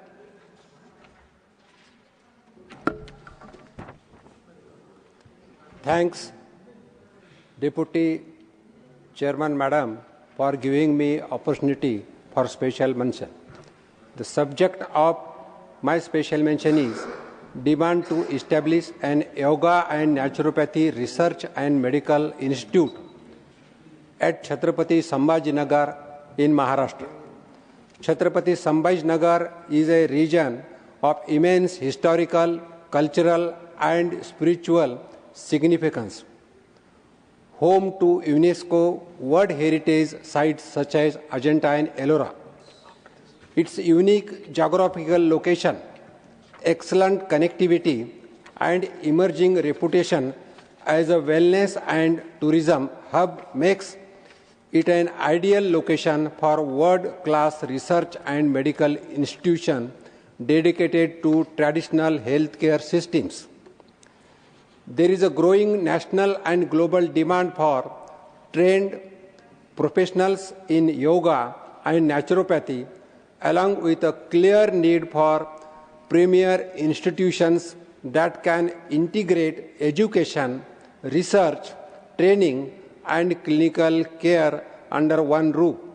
In this context, I humbly urge the Government of India to establish a national-level Apex Research Institute for Yoga and Naturopathy in Chhatrapati Sambhajinagar in Maharashtra. Such an institute would not only promote holistic health and wellness, but also create avenue for education, research, skill development, and employment. It would position Maharashtra as a leader in integrated medicine, significantly benefit the people of Marathwada and adjoining regions. I urge Honorable Minister of Ayush Sri Pratap Rao Jadhav and Government of India to look in this matter seriously and do the needful. Thank you. Srimati Sumitra Balmek. धन्यवाद madam. Demand for hostel for working women. महोदया, मैं महिला कार्यबल के लिए हमारे सहयोग ढांचे में मौजूद एक महत्वपूर्ण कमी की ओर सरकार का ध्यान आकर्षित करना चाहती हूं। यद्यपि सखी निवास योजना के ऐतिहासिक रूप में आवश्यक आवास प्रदान किया है, किंतु वर्तमान ढांचा आधुनिक भारतीय महिलाओं की आकांक्षाओं के साथ तालमेल बिठाने में संघर्ष कर रहा है। टियर 2 और टियर 3 शहरों से महानगरों की ओर पलायन करने वाली बड़ी संख्या में युवतियां अब आईटी क्षेत्र, बीपीओ या गिग इकोनॉमिक में कार्यरत हैं। इन भूमिकाओं में काम के घंटे अनिश्चित होते हैं और निरंतर डिजिटल कनेक्टिविटी की आवश्यकता होती है। मौजूदा सरकारी छात्रावासों की जर्जर स्थिति, इंटरनेट सुविधा का अभाव और सख्त कर्फ्यू समय सीमा उनके पेशेवर विकास के असंभव बना देते हैं। परिणाम स्वरूप इन महिलाओं को अक्सर महंगे या असुरक्षित निजी आवासों में रहने के लिए मजबूर होना पड़ता है। मैं सरकार से सखी निवास 020 पॉइंट आवासों में शुरू करने का अनुरोध करती हूँ। इस आधुनिक पहल का उद्देश्य केवल आश्रय देने से आगे बढ़कर समर्थकारी वातावरण प्रदान करना चाहिए। मेरी सरकार से यह मांग है कि इसमें निम्नलिखित प्रमुख सुधार शामिल होने चाहिए। कमरों में अनिवार्य हाई स्पीड वाईफाई, फ्रीलांसर्स और रिमोट वर्क, घर से काम करने वालों के लिए छात्रावास के भीतर निर्दिष्ट कार्यक्षेत्र, नाइट शिफ्ट और वैश्विक कामकाजी घंटों के अनुकूल के लिए पुराने कर्फ्यू नियमों के स्थान पर बायोमेट्रिक 24/7 सुरक्षा प्रणाली लागू करना चाहिए। हमारे कार्यबल को सही मायने में सशक्त बनाने के लिए हमारे बुनियादी ढांचे को उनकी महत्वाकांक्षाओं की गति के साथ विकसित होना तय है। धन्यवाद मैडम। श्रीमती माया नरोलिया। धन्यवाद माननीय उपाध्यक्ष महोदया जी, आपने इस विशेष उल्लेख पर हमें बोलने का अवसर प्रदान किया। मैं सरकार का ध्यान मध्य प्रदेश में तेजी से बढ़ते जल संकट और भूजल स्तर में हो रही चिंताजनक गिरावट की ओर आकर्षित कराना चाहती हूँ। माननीय जी, केंद्रीय भूजल बोर्ड की रिपोर्ट के अनुसार नर्मदापुरम, भोपाल, विदिशा, सागर, छिंदवाड़ा सहित कई जिले 50% से अधिक क्षेत्र में अर्ध संकटग्रस्त घोषित हो चुके हैं। यह स्थिति आने वाले वर्षों में एक गंभीर जल आपदा में बदल सकती है। इस संकट के मुख्य कारण है अनियंत्रित और अत्यधिक भूजल दोहन, वर्षा जल संचयन एवं पुनर्भरण संरचनाओं की भारी कमी और नर्मदा सहित प्रमुख नदियों के तटों पर प्रदूषण और अवैध रेत उत्खनन है, जिसने प्राकृतिक जल पुनर्भरण की क्षमता को कमजोर कर दिया है। इन कारणों से ग्रामीण और अर्ध शहरी क्षेत्रों में पेयजल का गंभीर संकट, किसानों को सिंचाई के लिए पानी न मिलने की समस्या, बोरवेल के सूखने से बढ़ता आर्थिक बोझ और गर्मियों में टैंकरों पर निर्भरता जैसी भयावह स्थितियां लगातार बढ़ रही हैं। अतः मैं सरकार से विनम्र आग्रह करती हूं कि जल संकट ग्रस्त जिलों में ग्राउंड वाटर एक्शन प्लान तत्काल लागू किया जाए। आर्टिफिशियल रिचार्ज संरचनाएं, स्टॉप डैम और पुनर्भरण कुएं मिशन मोड में बढ़ाए जाएं। माइक्रो इरिगेशन को प्रोत्साहित करते हुए सब्सिडी बढ़ाई जाए और नदियों पर अवैध रेत खनन व प्रदूषण पर सख्त कार्रवाई की जाए। धन्यवाद। Shri Santosh Kumar P. Thank you, Madam Vice Chairman. Demand for special package to non-resident Indians. I request the government to announce a comprehensive special package for Pravasi overseas workers from Kerala.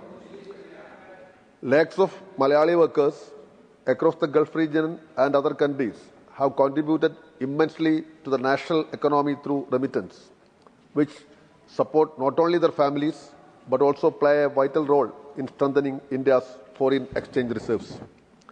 Their contributions have been the backbone of Kerala's economic and social development. However, in recent years, especially after the pandemic, the Pravasi community has been facing critical hardships due to a combination of factors such as global recession, fluctuating oil prices, job losses, increasing cost of living abroad, and restrictions on labor migration. Many workers have returned home without savings, employment opportunities, or social protection measures.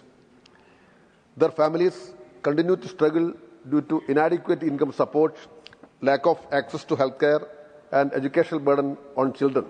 In light of these challenges, I humbly request the central government to consider a targeted special package that includes provisions for emergency financial assistance, concession loans, social security coverage, comprehensive health insurance, skill development programs for re-employment, and support for rehabilitation and entrepreneurship ventures. I also suggest forming a dedicated Pravasi Welfare Task Force to coordinate with state authorities and Indian missions abroad to ensure timely benefits and grievance redressal. Thank you. The House stands adjourned to meet at 11 a.m. on Monday, the 15th December 2025.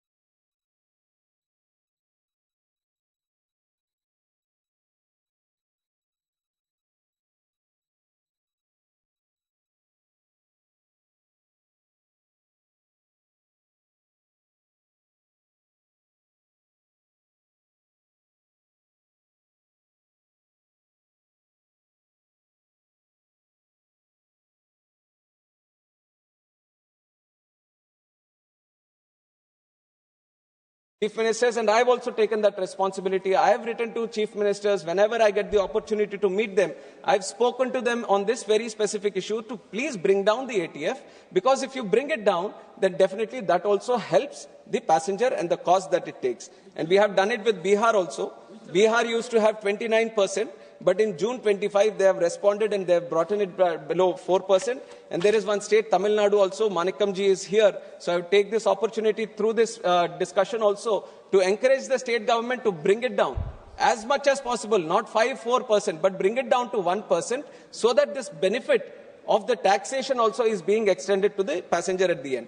And now this is the ATF. And when it comes to the DGCA measures, DGCA is also a very important regulator for us. It also looks after the safety. It also looked after the airlines and their operations. Now there is a tariff sheet which is being done by the airlines to see how are we going to charge. The tariff sheet mentions the minimum fare for a certain route, maximum fare for a certain route, and they have this bucket system where through buckets they see how many seats are going to be allocated at a certain price. Not many would be knowing about this, but whenever you go to the website and you purchase a ticket, there is a clear tariff sheet that is mentioned there. But here the airlines also used to be doing their own chalaki. What they used to do, tariff sheet, because according to the law, they have to do it prominently somewhere, they have to display the tariff sheet. But we were also doing our own monitoring. We were checking where is the tariff sheet. But we used to go to the web page, and it used to take ages to look at it, where the tariff sheet it is. It is right at the bottom, and even the letters with which it was written was only, you can see it only if you use a binoculars. It was at that situation. Then we said this is not the purpose of through which the law has been kept. Then we have updated them. They have instructed them that whenever they open, the tariff sheet should be seen right in the front in big letters so that every passenger can see it. We have brought that change. We have monitored that change. Now the tariff sheet is thoroughly displayed. But not only tariff sheet. Now earlier there was the rule that the tariff sheet, there was a small clause which gave an advantage to the airlines that every day they can change the tariff sheet. ऐसा होगा तो कैसे होगा? आज का tariff sheet आज का बन रहा है, आज का टिकट हमने ले लिया, कल का टैरिफ शीट कल का बन रहा है, तो again it's not serving the purpose. Then we changed the clause. Then we changed the rule that was giving that clause, that measure, and we said, you won't change it every day. You won't change it every 24 hours. You will only change it every month, so that once the passenger sees at the head of the month, first week of the month, they have to give us the tariff sheet saying, in that sector, in this month, how much are you going to charge, how many bucket charges you have. So everything the passenger should know on what charges it will be there. So we have changed it to 1 month. That is also a facility that the passenger will have. I would encourage more passengers to look into this tariff sheet, to look at how the pricing is done, what is the minimum bucket, what is the maximum bucket. And this, we have done it last year itself, and there we have observing some changes because it improves the monitoring mechanism that we have on these airlines and their tariff sheets. And also on top of this, there is a tariff monitoring unit that we have created in DGCA. And the purpose of this specifically is to look into what the pricing is and how the airfares are fixed. Are they following the tariff sheet or not? Are there abnormal situations that are being created? So specifically just for tariffs, we have created a tariff monitoring unit, and it has been strengthened time and again through various measures. And earlier, when it started with around 50 routes. But now we have expanded to 78 routes. We are also taking international sectors also right now to understand where and how these tariff fares are being changed and how they are being done. And the tariff monitoring unit, which is going to be a very important unit for us to monitor these tariffs, we are bringing in more IT tools. We are bringing in more technology so that the power at the TMU increases and they can analyze the fares in a very tech-based manner using the IT tools also to analyze. So that is one thing that we have done, and we are also improving the capacity with which TMU works, not only in the routes that are being covered, and also in the number of people that you are doing it. So this is one. And then the most important thing in civil aviation sector in the last 10 years, this is a success story that not only me, who is part of this government, can talk about. Everyone on both sides, all across this house, they can all speak about it, that the UDAN scheme was one of the most successful scheme, not only for the country, but for people across the world that we can showcase to. UDAN scheme has made democratized air travel in the country. The way we have brought inclusiveness in civil aviation is because of the UDAN scheme. The number of unserved and underserved airports in the country, there was a big number, and there was a challenge for us because there were these airlines who were looking at commercial interests. Naturally, the airlines would look at viable routes to function, and that is the most metro routes or the tier 2 to metro routes.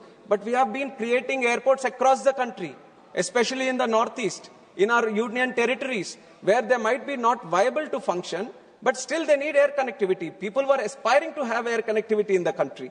So that was when our Honorable Prime Minister came up with this flagship scheme of UDAN, Ude Desh Ka Aam Nagrik, and it has done wonders to civil aviation sector in this country. Whatever we experience, we have gone through different places now where people would have not ever thought that they would have an airport at that location. Because of the UDAN scheme, we were able to start an airport there. Because of UDAN scheme, we were able to start operations there. Today, almost 1,57 lakh people have availed the benefit of UDAN. More than 3,26,000 routes have taken over in UDAN. More than 693 routes, specific routes which were not there before, because of UDAN scheme we have started. But there are certain limitations in UDAN. The UDAN scheme also is not like just to cater for the viability or just to start new connections. UDAN scheme is supposed to act like a spark. Wherever there is a route which is not functional, we wanted to start the route, bring in the viability, bring in people, attach them to aviation, attach them to air travel, and let the private sector take its place. It is with this idea that the UDAN was brought in, and it was envisioned for 10 years. But I can tell you right now, madam, in the last budget, Honorable Finance Minister Nirmala Sitharamanji, understanding the importance of this specific UDAN scheme, because like I told, it is only for 10 years. So we were on the verge of completion of the UDAN scheme, but she has made the provision that UDAN is going to be expanded for 10 more years. This is a great thing for our civil aviation as we are trying to grow more and more in the next few years. Not only expansion for the next 10 years, but she has specifically mentioned that 120 new destinations are going to be covered. That is the strength that civil aviation has in this country. 120 new destinations. How many we have today? 164 airports. 164 is a vast network. But look at the capacity of the country. We are not stopping here. If we want to achieve Viksit Bharat, we have to connect each and every location as much as possible with civil aviation. In the next 10 years, we are going to do 120 destinations, and UDAN is going to.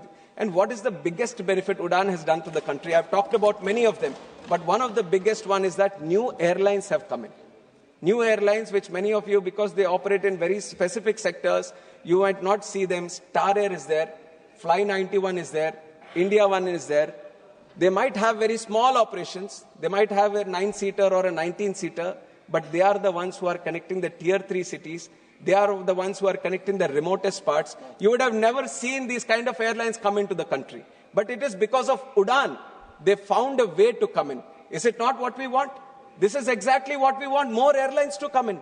More competition to be there in the country. And UDAN is specifically looking into that. Now, in the last 10 years, if we can see so much success in UDAN, with modifications on the UDAN, which is going to facilitate for more people to come in, more competition to be there, more routes being established and more connectivity being established. Imagine the kind of growth we can see with the new expanded UDAN in the next 10 years. Definitely, I see the vision that there are going to be more and more airlines coming in the future. I can assure the House that there will be more and more airlines with the UDAN scheme also, that it's going to come. I've talked about the tier 2 city connections and tier 3 city connections through UDAN, madam, and that we are going to expand. And also in this last 18 months of me being the minister, we have given NOC to 3 new airlines also. And 2 new airlines have also applied for NOC. So this is a continuous activity. We are engaging with the stakeholders. We are engaging with the market.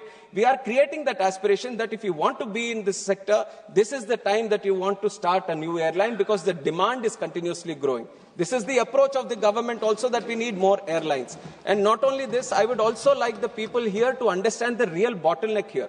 Airports we are creating, airlines we have the UDAN scheme where we are encouraging, we are giving the viability and all that. Availability of the aircrafts is the serious issue that we all need to understand. There are only certain players across the world who are making these aircrafts. If I have a lot of money to buy aircrafts, if I go sit today that I'm going to start an airline today, I have the unlimited amount of money for me and I want to buy 100 or 200 aircrafts. I can't have these 100, 200 aircrafts right here, right now, today. Because the manufacturing at which it is going comes at a pace. Every month, there are certain factories that they have, there are certain assembly lines that they have. They can only, the throughput of these shops are only that much. And they are not only supplying for India, they are supplying for across the world. There is a huge demand in Gulf. There is a huge demand in Asia-Pacific region. And everyone is having to wait for this. India is also waiting. How many orders do we have? 1,700 orders. 1,700 orders pending with Airbus, pending with Boeing, pending with other players. Once we get this, if let us say these 1,700 orders, which our airlines are doing it today, if they all come into our sector, then definitely it is going to benefit the passengers. But the bottleneck is not within the country or with the government or with the airlines. It is the availability of these airlines. We have recognized that. And that is exactly why this government has taken a stance that we are not going to only wait for these aircrafts to be built across. We are going to create a program where the aircrafts can be built in the country. We should have a made in India aircraft also. And that is the vision with which this government is moving. There is a Russian Sukhoi SJ-100, which is a regional aircraft. We are talking with them. HAL is engaging with them. They have gone into MOU. They are going to get the technology here so we can build the plane here. Embraer is a very good plane, very efficient plane. We are seeing Star Air, which is operating on Embraer, giving good connectivity to these tier 2 cities. They are also trying to increase increase their operations. We are talking with Embraer. We are telling them, please come to India and manufacture your shop here so that we can manufacture the aircrafts here. If you have 1,700, demand for 1,700 aircrafts in the future, and if you can get the companies to come and build in this own country, then imagine how much easier it is going to be for people who are airline operators here to get the aircrafts. We can have aircrafts being done here in this facility also being extended. And another type of cost, because these airlines, they run on very thin margins. That also we need to understand. And what are the challenges they face? They faced COVID. COVID was a time nobody was traveling, but they were there surviving. They were there paying salaries to their people. They've all gone through it, even though there was no single flight operating in certain days because of the lockdown. That is a phase that all the airlines had to pass through. And there are high costs of leasing. It is not that today I have the money and I'm buying a plane. There is a different strategy, financial strategy the airlines are using, not only in India, but across the world. They do leasing. Leasing is where I just rent the plane from someone else who has bought the plane, use it for a certain period of time, and I give it back to him. And this is the common strategy that you're observing in all the airlines. At one point of time, maybe 2 decades or 3 decades, 60 to 70% of them were being owned by the airlines and 30% were being done on leasing basis. Now today, 85% of the planes are being leased. So then we thought, why not we address the leasing part only? Then we observed how leasing industry is as compared to the global industry. There are certain hubs. Ireland is a hub, a big hub, because they started very early. They have created all the regulations that are required. They have done with the taxation problems that are required, and they've created a hub for themselves. So anyone who wants to lease a plane, their first preference is they go to Ireland. And now UAE also, you have seen the demand that Gulf has created. UAE has created another hub for itself for becoming a leasing symbol. And then Singapore is there. Singapore also kind of created. Why not India? This is the approach of our Honorable Prime Minister, that why not we should become a leasing industry, not only catering for our own demand, but for the entire world. Gift City was created with this whole idea that leasing industry should flourish here. And also we saw that the Cape Town Convention, through which the leasing industry, the compliance score which is seen across the world, that needs to be made into act. We didn't have an act, we didn't have any kind of legislation which was backing that Cape Town Convention. In December, both the houses, we have passed the bill and we have made the Cape Town Convention Act, the protection of aircraft objects, and now the compliance score for India in leasing has improved. So we are creating a presence in leasing. Now what happens with this? Now it will be easier for the companies, for the airline operators to lease planes. The cost will come down. So more people will be interested in this. This is also playing into the competition. This is also playing into creating more airlines to come into the picture. Now I also talked about MROs. Maintenance of the plane is another cost that is there. What happens, madam? We are bringing the planes. Planes I've talked about, we are bringing it from outside, from these companies.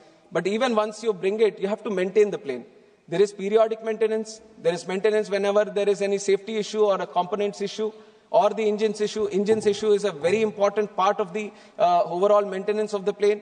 And when you want to do this maintenance, what happens is usually the plane or the engine has to go back to its original OEM, which is sitting in France or Germany or one of the European countries or USA or some other country.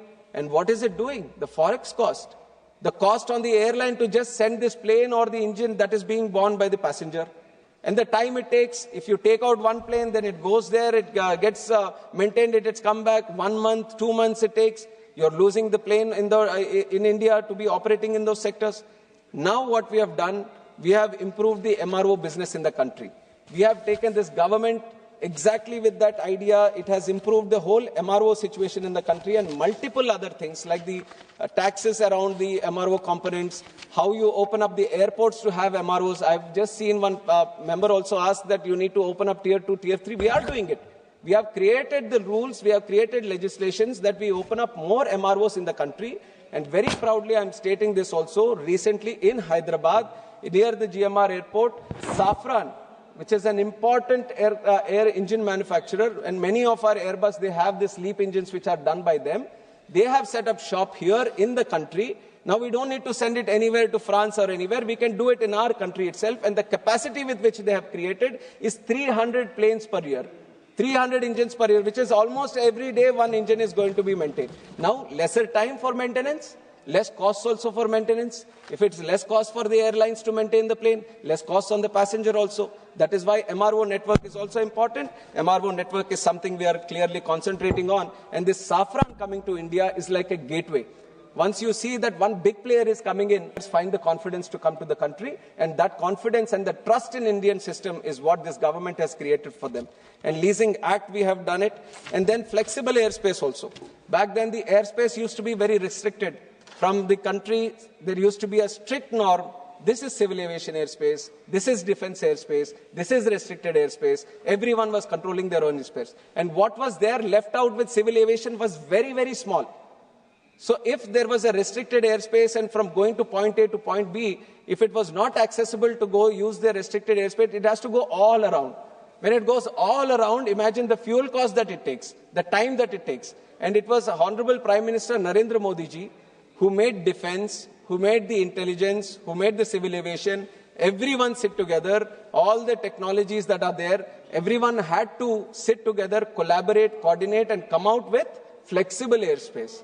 So even if it is with defense, at that time, civil aviation can request that I want to use this airspace for the passengers, for the commercial purposes, and they give their airspace. So what used to take probably 30 minutes or 40 minutes over gets covered in a very shorter time, and that cuts down the cost of the plane to operate from one point to another point. That also reduces the cost. This is again playing into the fact that relatively, taking inflation and the CPI, you might even feel that why would it be that the prices are still 43% lower than before? Because of these kind of things. The interventions that we have done to keep the airfares down, there are many things which are in tandem, multi-pronged approach which is going on. So this is why we have kept them in this thing.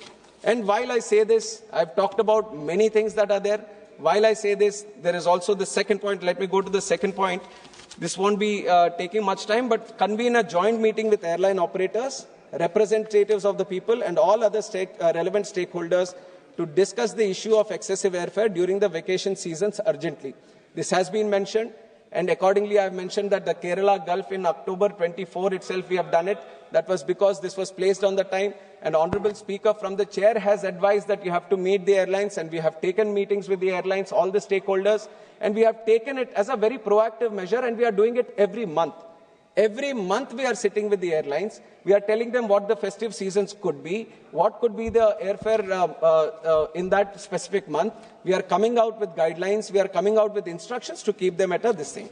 And then the third point is establish a quasi-judicial body to regulate and monitor the air traffic ethically and equitably. To regulate, I've said that the government already has the power in extraordinary circumstances. Whenever it feels it is going out of bounds, then we have the power. And for monitoring, we have the tariff monitoring unit. We are making it more powerful. We are, in fact, including it in the aircraft rules also, so that it carries a certain kind of statutory provision for it. And that is going to strengthen, madam. And with all this, the only points that I want people to think about, one is the bottleneck of the aircraft availability.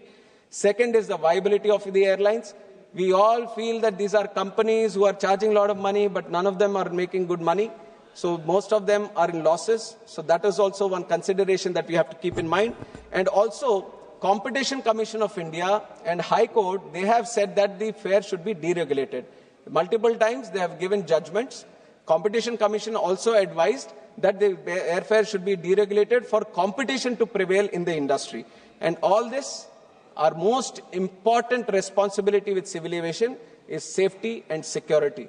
No matter how much this commercial angle, how much the pricing, everything comes, our first priority is to take the passenger from one place to another in a safe and secure way. So safety and security is the topmost priority, and we are building these airports not only for today, but for tomorrow also. No matter how much politics or political items the opposition tries to bring, we are very committed for the people of this country. If it is not there, then it won't be that 3 times in a row, one man would have become the Prime Minister of the country. That is because we are all walk, talk, and work for the people of this country and for the common man of this country, and that is going to continue, keeping intact the passenger rights, safety and security of each and every passenger who is flying in this country. And that is the commitment from the government and from the civil aviation. Thank you very much.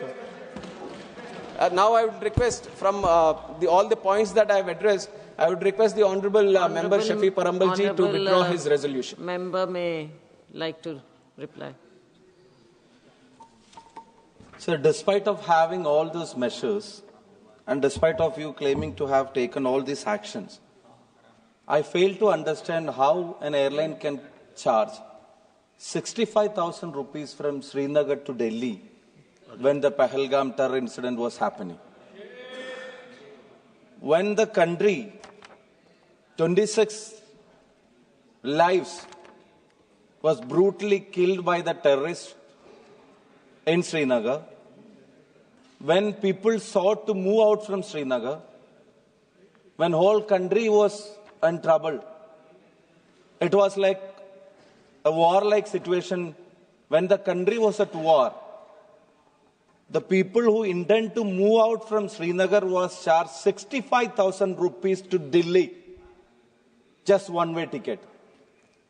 So I seriously raise a concern, despite of having all these measures what you've explained, despite of having taken all these initiatives have you mentioned, how could they charge 65,000 for an economy ticket for a traveler who is trying to move out from Srinagar in situation of a terrorist attack?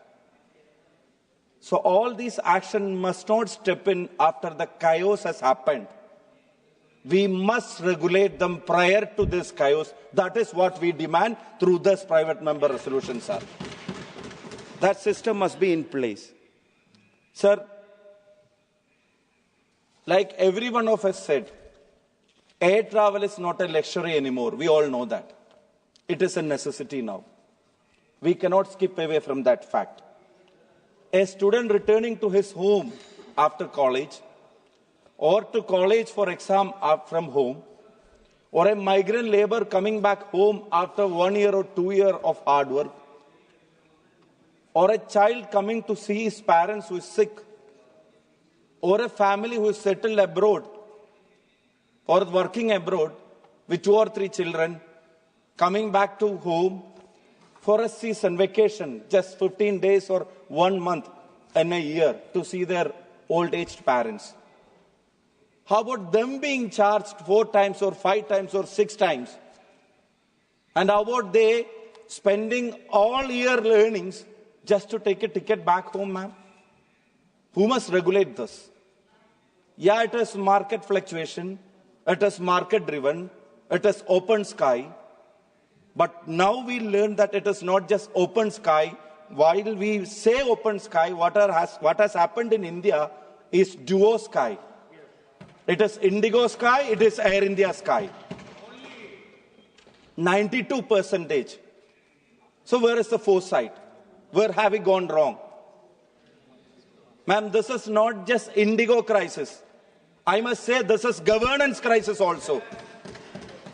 I must say this is governance crisis also. Because I have learned that the pilot association themselves have warned about these regulations initially. And I have heard members from either side has warned the government about the situation which may arise in few months of time to think about what has happened. But now, even the pilot association, maybe off the record, they contact and say that there are chances of this being a pre-planned disruption, sir. Thousands of flights being cancelled in a single day. That's not my word, sir. Sir, this is what is happening here in India. Sir, lakhs of people stranded, thousands of luggages missing, delayed, treatments delayed, functions delayed, exams, even UPSC things. We have read so many stories. So what was the role of DGCA in foreseeing these things, while allowing them to have more schedules declared, more winter schedules declared, while asking them to have more pilots? What was our role to ensure that? What was our monitoring to ensure that they have done enough?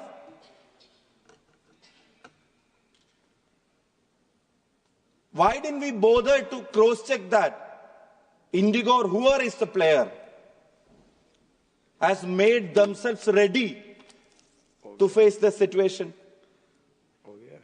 Instead, all of a sudden, and not just in December, sir, in November itself, there were hundreds of flights cancelled. We got the warning sign much, much earlier. We have got the written letters much, much earlier, cutting across political lines.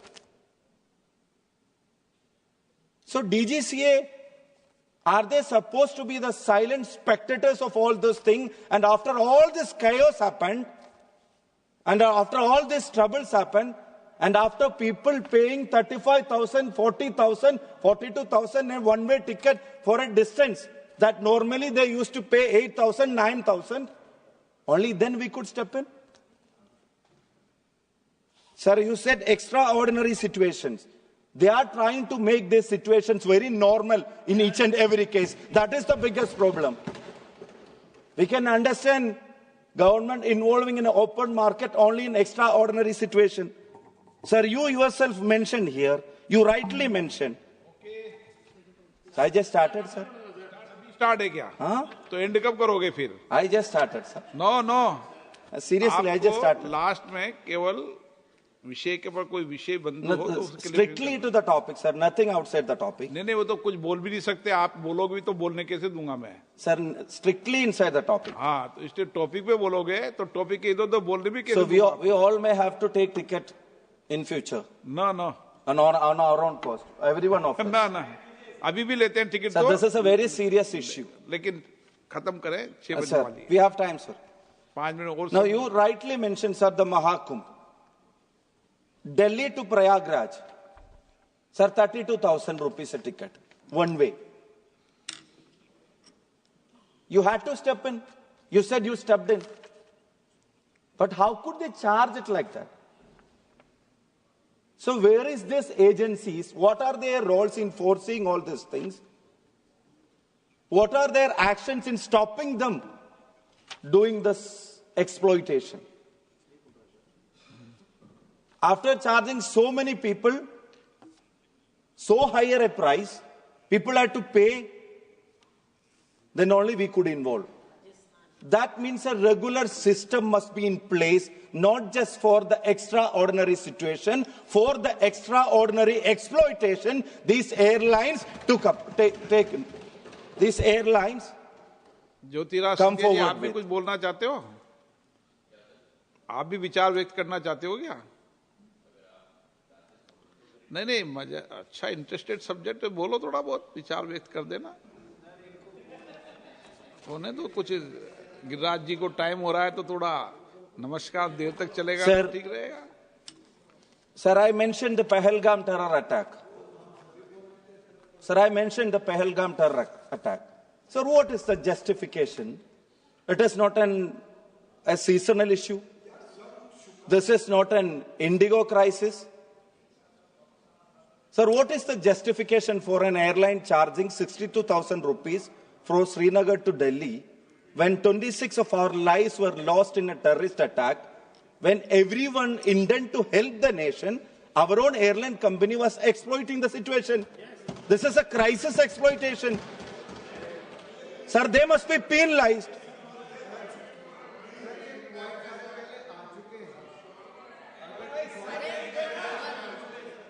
I'm coming. I don't know why you are disturbed about it. Sir, I must say, sir, that arrogance must be grounded. That arrogance of exploiting the crisis must be grounded. Sir, why I was forced to bring this as a private member resolution? Sir, I am coming from Vadagara. My constituency is Vadagara in Kerala. Sir, there are so many migrant laborers who work abroad. They work for 2 years a stretch. And when they try to come back home during the vacation, the charges are not just once, twice, thrice. It goes skyrocketing, sir. When the fares are sky high, our regulation hits the rock bottom. That is the major issue. So, sir, whatever mentioned, sir, Speaker is not allowing me to speak much. Sir, whatever suggestions, whatever actions you have, you told you have initiated. माननीय सदस्य, honourable member, आपको किसने बोलने की इजाजत नहीं दी? नहीं, आप ये बोल रहे हो मुझे बोलने की इजाजत नहीं दी. Sir, I am talking right now. बोलिए, आप बोलिए जितना बोलिए.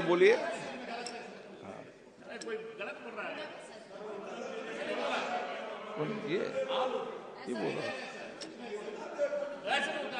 Sir, in light of one of the worst operational crisis, I kindly request Honorable Minister to ensure that there is a capping for sectors, or at least for kilometer-wise. There must be an upper limit. Otherwise, this won't stop. Because we will involve only in extraordinary situation, and they will make use of that, and they will continuously ये बात तो सही कह रहे हैं माननीय सदस्य. And second thing, as Honorable Speaker, when I presented initially also, Honorable Speaker directed the Minister to have meetings of the stakeholders. I thank you for the meetings that you held. But, sir, as stakeholders, no organizations from the community or from Indian associations over there, they were not invited. They are the most important stakeholders because they suffer this. We have to hear them patiently. Those people who suffer this, they must be given a patient hearing. And, sir, the third thing, Rule 178. 178. अच्छा, क्या 15 minute से ज्यादा वो बोल नहीं सकते sir. यदि आप इजाजत देंगे तभी वो ज्यादा बोलेंगे. इजाजत मैंने दी है उनको. मैंने इजाजत दी है. And sir, about the third point, and about the sir, आप डिस्टर्बेंस मत करो इनको. Sir, and about the third point, about the tariff monitoring units. Sir, about the tariff monitoring unit, you said that it's already in existence. It's already into play. Sir, how about having a quasi-judicial body which can overlook into these facts, these things, and which can monitor things which before the chaos happens? Sir, there are so many issues, all other members, as the minister rightly informed, every member felt emotional about this issue because it is affecting a large number of people throughout the country. Millions of people are being affected. Sir, for every single thing. They charge 20,000 rupees for a ticket and they additionally ask for 1,500 for a seat also. Okay. Sir, one more point. The existing unit, the existing mechanism is not helping us to prevent the chaos. So my request to Honorable Minister is to establish and declare a cap, at least a higher limit on this specific things about sectors. Second thing, when you said the stakeholders thing, please ensure that our NRI community, their associations, we can go through the embassy itself. They are being heard. They are not heard. Please declare a meeting of themselves to countries respectively, if you have time or if you allowed some time. And third thing, please, I kindly request to declare a quasi-judicial body to stop this looting, crisis exploitation for once and all. Thank you, Speaker Sir, for the opportunity. I'm a first-time member of this August House. आप पहली बार के सदस्य हो, लेकिन आपने बहुत अच्छे ढंग से विचार रखा. Sir, my constituents, there are so many migrant laborers who are suffering this. My people from Vadagara. So for them and now everybody has learned that this is not just a Pravasi issue. Everybody started feeling the heat. Okay. Those who are traveling inside also. So whatever we have already is not necessary. Sir, when I met you, you told about the point of call for Kannur Airport, development for Calicut Airport. If more airlines come to play, you yourself told more airlines come to play, a point of call facility is not being given for Kannur Airport. Calicut Airport development also being requested continuously before you. If such thing happens in time, more players may come and we can have a reduced price. So on such issues also, I know who will be pressurizing this. Conclude. So they are pressurizing us too far away. Honorable member, so please involve in all those things.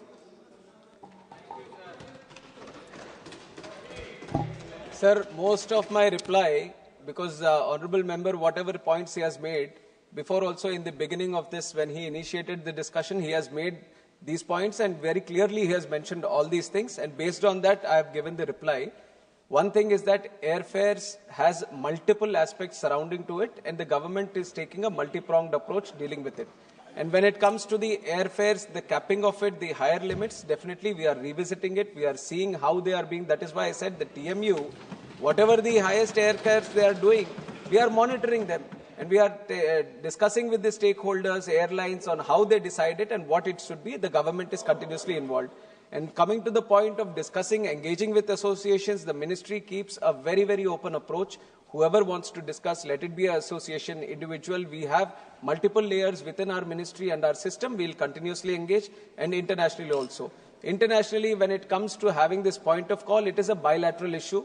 And it's not just a point of call that you can give it for Kannur to the entire world. It depends on which country you want to have a point of call with and how it is. And also, they also giving us the necessary point of call from the other country. And especially when it comes to Kerala, and he has multiple times raised this issue on various forums also, and likely so, because there is the need of the capacity. It is not only, I would like the member to also understand, it is not only about capping the airfares. Because capping the airfares, there will be 100 seats that are available. You want them to be a certain price. Agreed, you are getting it. But there are 1,000 people who want to travel. What about the other 900 people who can't travel? We want the capacity to increase. We want the capacity. I'm not shying away from the fact that the airfares need to be reasonable. One. We also need to understand that there are more people who want to travel. That is why the demand is so high in that sectors. That is why we want more airlines to come in. I've explained how we are doing it. Honorable member comes from Kerala. There are many people who are there, expats living across the world, especially in the Gulf. I would encourage him to reach out to his constituency, people who are there. Please tell them to start one airline also. Increase the capacity. The government is facilitating for that. Thank you, sir. Yes. Sir, one thing, sir. With my, I'm withdrawing as per the practice of the House. I'm withdrawing as per the practice of the House. But sir, what you told, sir, even if half of the carrier is free, seasonally they are charging higher fares. That is happening to Kerala. Even when half of the carrier is free in seasons, they are charging too much. They are making this an opportunity. नहीं माननीय सदस्य सदन भी मानता है कि माननीय मंत्री महोदय ने जो चीजें सदन में एड्रेस की जाती है, आपने एड्रेस करें या प्रश्न काल में या कभी भी,